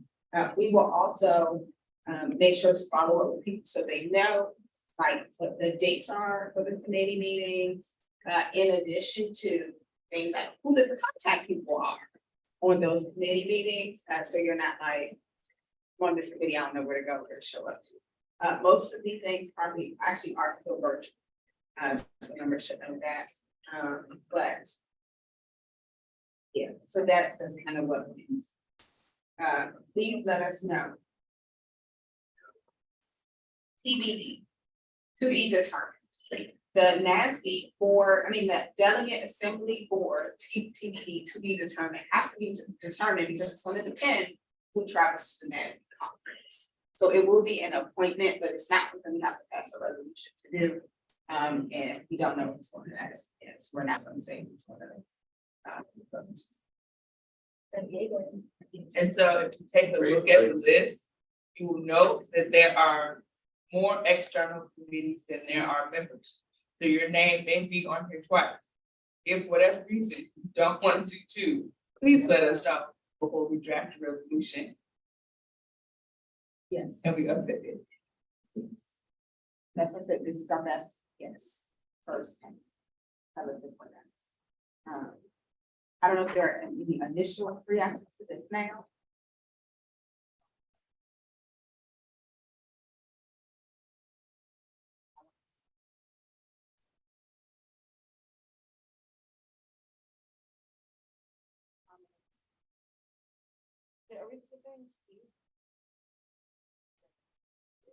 Oh, I'm sorry, I'll go back, I checked it. I did see the last thing. I'm assuming that was the only comment, so I will go back to see. Consent agenda, using consent agendas for SBOE ceremonial resolutions. This comes from me. So here is my offer.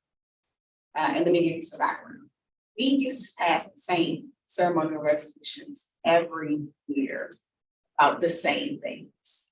Now, I don't want us to go 5 years without like recognizing Black History Month or recognizing, I don't know, Teacher Appreciation Week. But it was a lift for our staff, but to like the things that was happening. Members weren't always getting back about like the introduction of the resolutions. And then here's the biggie. Members asked that this not be on our agenda in the same way because it took up so much time. We get to the end of the meeting, right? And everybody will have a comment on all the things. And it feels good in the moment. I'm guilty of this. Like I have a comment about, I don't know, nurses and teachers, because both of those things are passed in the same month and something else. So what I think I would like to suggest is a healthy compromise, so that we are still acknowledging what I think are really important things is to use a consent agenda for ceremonials, which means that we would say, here are the ceremonial resolutions we have agreed to for the month. Members vote up or down on those as a bulk. And then you will still get your 2 minutes. It just, you gotta use your 2 minutes wisely. And it's 1 2 minutes for all the ceremonies. So like, that way we're not going through and saying, hey, does anybody have comments on this? Does anybody have comments on this? But we still get we still can pass a good chunk of, there should not be a bunch of discussion. So this is the idea. Also, I'm bringing this to you now because a lot of that input came from some board members who are still here. And some board members who have left. But we are the board now. And so I want to know what we as the board now would like to do. So that is my recommendation. Yes. I 100% support that idea, and I have a question because, and I was going to actually, this is in the bylaw section we get to. The council requires unanimity to do ceremonial resolutions, and I think this came up because of a resolution in the Boy Scouts several years back. Yeah, when they were having like the issues with the. Yeah, yep, and So I think having a consent agenda makes sense, but I wondered if you want to also require for something to be considered a ceremonial, that it basically be unanimous. And I think that makes a lot of sense because it's the board basically bestowing them and congratulations. So I think it should be, people, if they pulled it off the consent, it should then basically be a non-ceremonial resolution. Well, Yes. I would agree with that because especially if we're gonna use a consent agenda. Yes. It really limits your ability to discuss, Right, yep. right? So like, I don't want us to, want it to be like, oh, you can slide things into like the consent agenda category without discussion. It really is designed for the things that are like yes, we all are like, and the ceremonials. I think what we would have to build in is doing a better job of bringing completed ceremonials to our working session. That was what I was. Right, so that people can say, like, I actually don't feel comfortable with this, or have something built in, so people can make adjustments if it's like something minor to adjust. Right, so basically make a decision what goes to consent. Yeah, At the work evening. correct. Like we would need that, 'cause I don't want people to take, it's designed for efficiency, not to take away people's ability to get, and to also be able to celebrate. Gotcha. Other thoughts? I do have a question. Yeah. You know how like when Alex left, the ceremony resolution on it. Is there a way to still do those under like a framework of unanimous consent so that the staff member doesn't know that they're happening? Oh, yeah. Because I know that there's like different like set of steps. I don't know how like I guess I'm just getting at like is a super bylaw binding this process or just more of a standard operating procedure? So this is just Or just kind of like a thing we agreed to.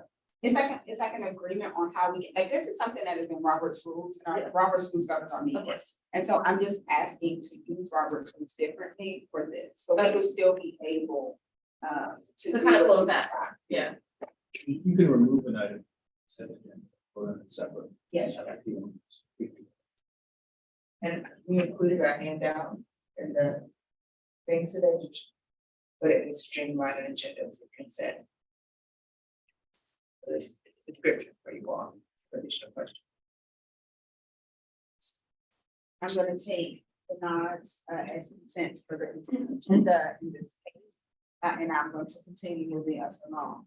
And we have talked about ceremonial resolutions. We would like to do ceremonial resolutions celebrating the OSCE educators. So that's gonna be people like the teacher of the DC here. The schools, they got I believe it's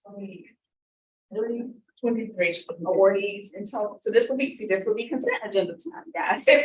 This is how you get 23 resolutions done. And so we would like to make sure that we recognize in this case, both schools and individuals that got these awards, have the ceremonial done, and make sure we are able to also join in and congratulate them.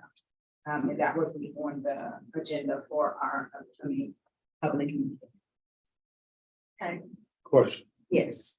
to piggyback on what Representative Patterson just mentioned, could we get the CRs by the end of the week? All 23 of them? Oh. Oh, no. No. Well, in this case, no. Well, I thought we were not doing that. I thought we were doing one.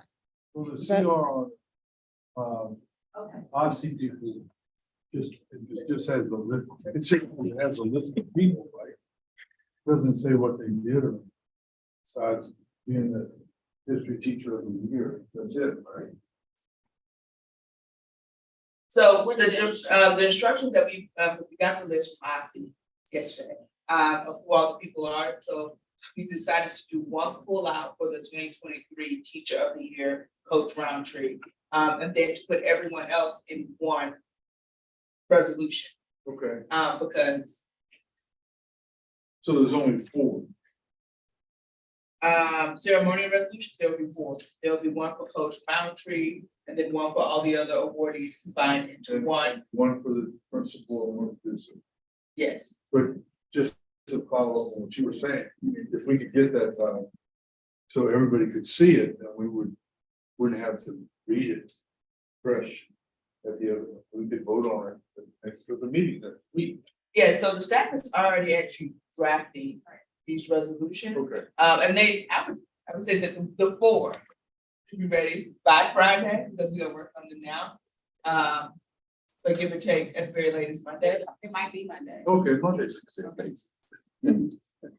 I will say that the resolution for Roundtree is in your inbox. Vice President O'Leary, because he is your constituent, so I sent you a complete draft of that one that I can get to the Oh, okay. Excuse me.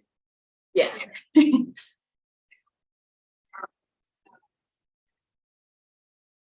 Other two. I can say this. So I have.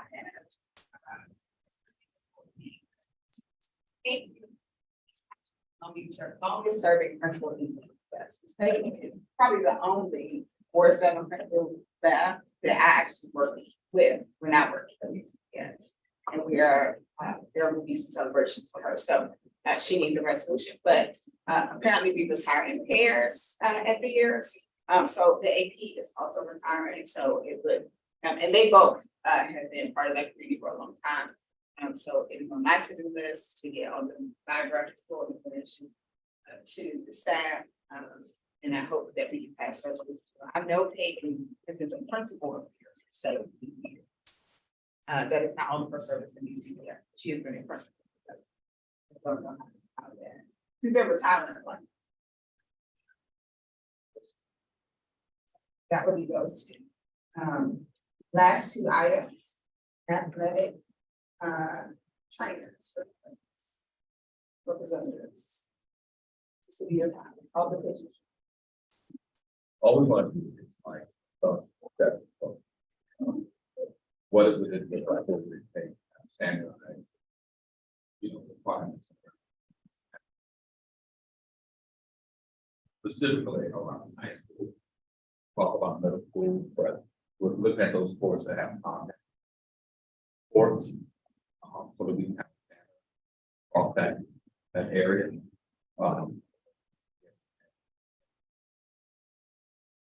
Thing that, out of events is that they're having a certified active trainer. And teams can, there are a lot of here in case something happens.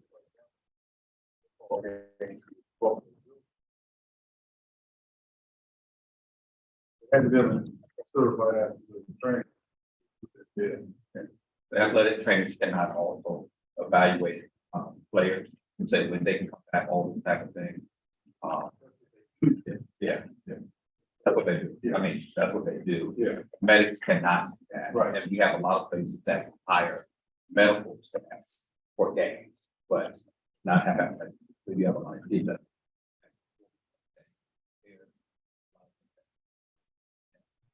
We want to make sure that the safety.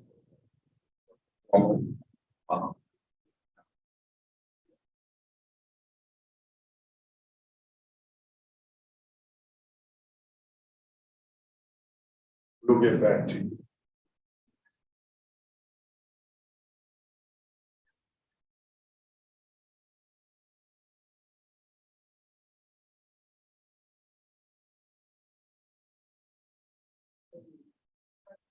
Let us know.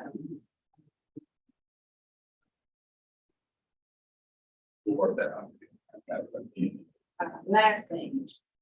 Possibly us. We've been having, and I watched the hiring for us, but I mean, the constituents are still really upset. There's been a lot of leadership at the ANC level across the city on this issue, to be honest, that's where it's come from. I've tried to be very delicate about it. You do have kind of a symbiotic relationship with us. But you know, when I was a budget director for the city, you know, I watched what it took to get us out from the Petty's case. And that was when Gilmore was the transit manager here. And what's going on right now is not cutting it. I mean, we're not. I don't know what they're doing, but we're gonna end up with the amount of lawyers in this town, having this go back under receivership. I mean, it is, the people aren't getting paid on time, the parents aren't getting paid on time. It's a real problem. I don't know, I don't sense the urgency. There should be almost panic. This is gonna cost millions more. This goes back under court receivership. So I'm gonna put together a resolution, bring it to the next working session here. On this, it'll be very similar to what they're proposing, but like enough's enough on this. Like, I don't know what else they need to feel the urgency.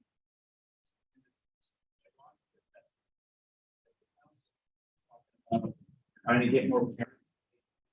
All that, and that's not what people. Assuming they have cars. Assuming they have cars, assuming they can get off work. It's just, I'm not trying to be, like, I'm trying to be as delicate as I can with these guys, but this has to be corrected before the next school year starts. Because if we start off, these same problems are replicating themselves in the fall, this is heading back to court receivership, there's no question about it, it's not too late already. And I'm just blown away by it. My favorite thing, I want to double down on that, but put an emphasis on payment and reimbursement to parents. I know lots of parents, I hear it over and over again. Okay, we're trying to be understanding that you don't have the personnel to have both a person that watches kids on the bus and a bus driver. Anytime that breaks down, I have to take my kid to school. But I can't do that on a continuous basis and not be reimbursed. There are people that seriously are missing school because they're not being reimbursed for gas, time, whatever. The repayment, and that's a major problem. So there needs to be some type of set rule where if that is the case, and people are taking their kids to school, they're stepping in for the gap that we have right now, that they're paid in a timely manner. State that somehow. Because it's a serious problem with people. They're 90 and 120 days behind right now. And families can't afford it. They just can't afford it. And I think we've heard from some families is that even if they could afford it, the process just feels so intimidating and lengthy that it's like they can't engage with it because they have to initiate it. And then once they initiate it, they have to be the one that they should call it the agency, and that does not make sense. Yes. I'll just agree and add the communication, like I still hear complaints about communication about delays or just even broadly what the situation.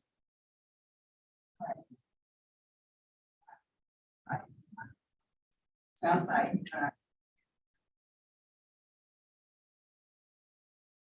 I would, honestly, in addition to, the fact that the SBOE started some conversation in support, of the issue for us, around the wait time. I think it's two other things, as I try to organize my thoughts, on the reimbursement issue. This is the OSCE thing is the standing items in the leadership meeting, but I give us an update on the buses. I think the reimbursement part, as we were explained to the most recent meeting, actually was not yet put in policy. Just like the teacher pay issue, the teacher payments that were promised doesn't live within DCPS.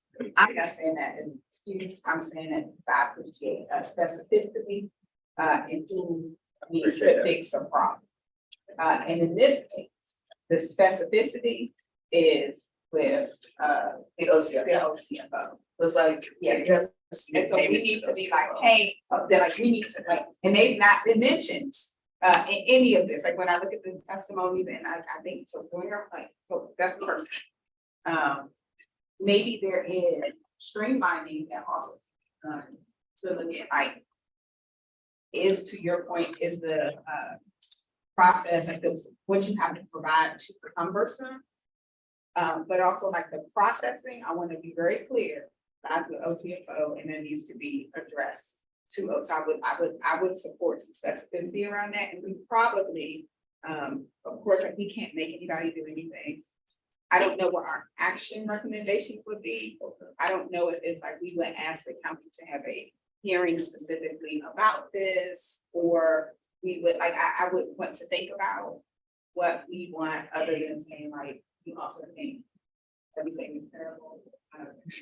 Like I'm not saying we can't say that, but I think it's helpful to say here's the action items you want and do whatever to take. And you have to think about it.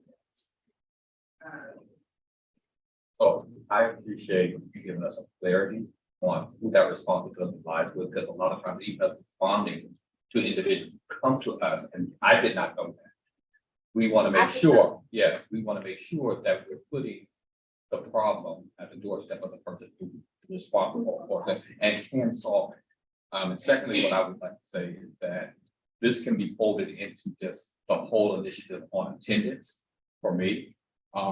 When we talk about attendance, we want to make sure that we're streamlining so that we make sure that children and parents can get any event that this happens. So I would say, I appreciate, you saying, I think, I can't remember your exact words, so something to the fact that like, we have to be sensitive because we have a relationship with us. And we do, like, we are, we're a certain society, we work together. I have 3 sisters. My sisters tell me, and are honest with me, when I'm doing something that's not that great. My mom doesn't really believe in snitching. She like handles it between themselves. But sometimes you gotta be for the instance on your sister. So I think we are now at it. So and I was gonna say that I know Representative Henderson did personally email IT about the reimbursement issue. And they gave us like a breakdown of timelines, because I don't know if you're okay if I share that out. And thank you for members who have reached out to us about this, because I know that they appreciate you all reaching out. About it. Timeline is not unique to that office. This conversation sounds like DGS.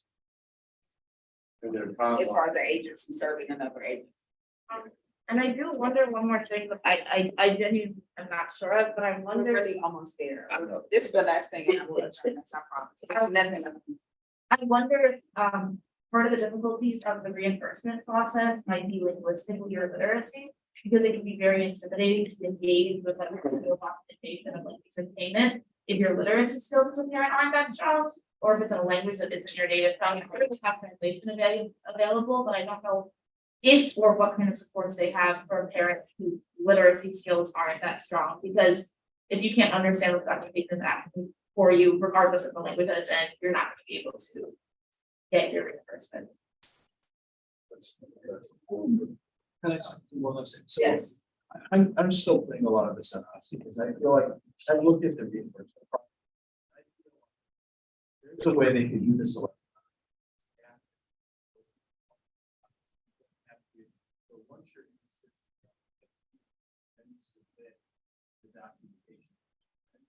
I know there's a process, you see it goes to pay. Checks the boxes and you have.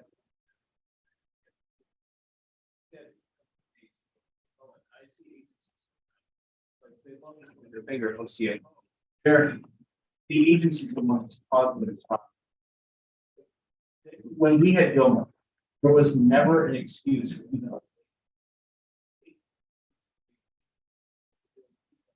the fact that we're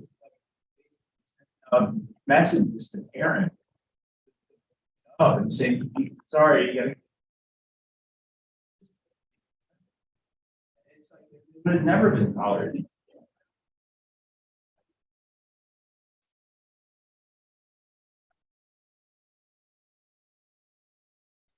All right. That was.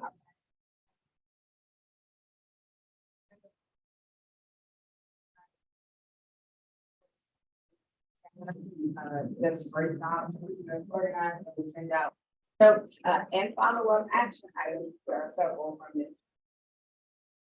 As a reminder to our viewing public, the board will continue to hold its meetings in person, and we will reconvene our May public meeting on May 17th, which is a week from today, so shorter turnaround. Members need to remember status in the old council chambers at 441 4th Street Northwest. Seeing no further business before the board, I would like us to adjourn. All in favor? Aye. All right. No one is opposed. All right, the meeting is adjourned at 8:55 p.m.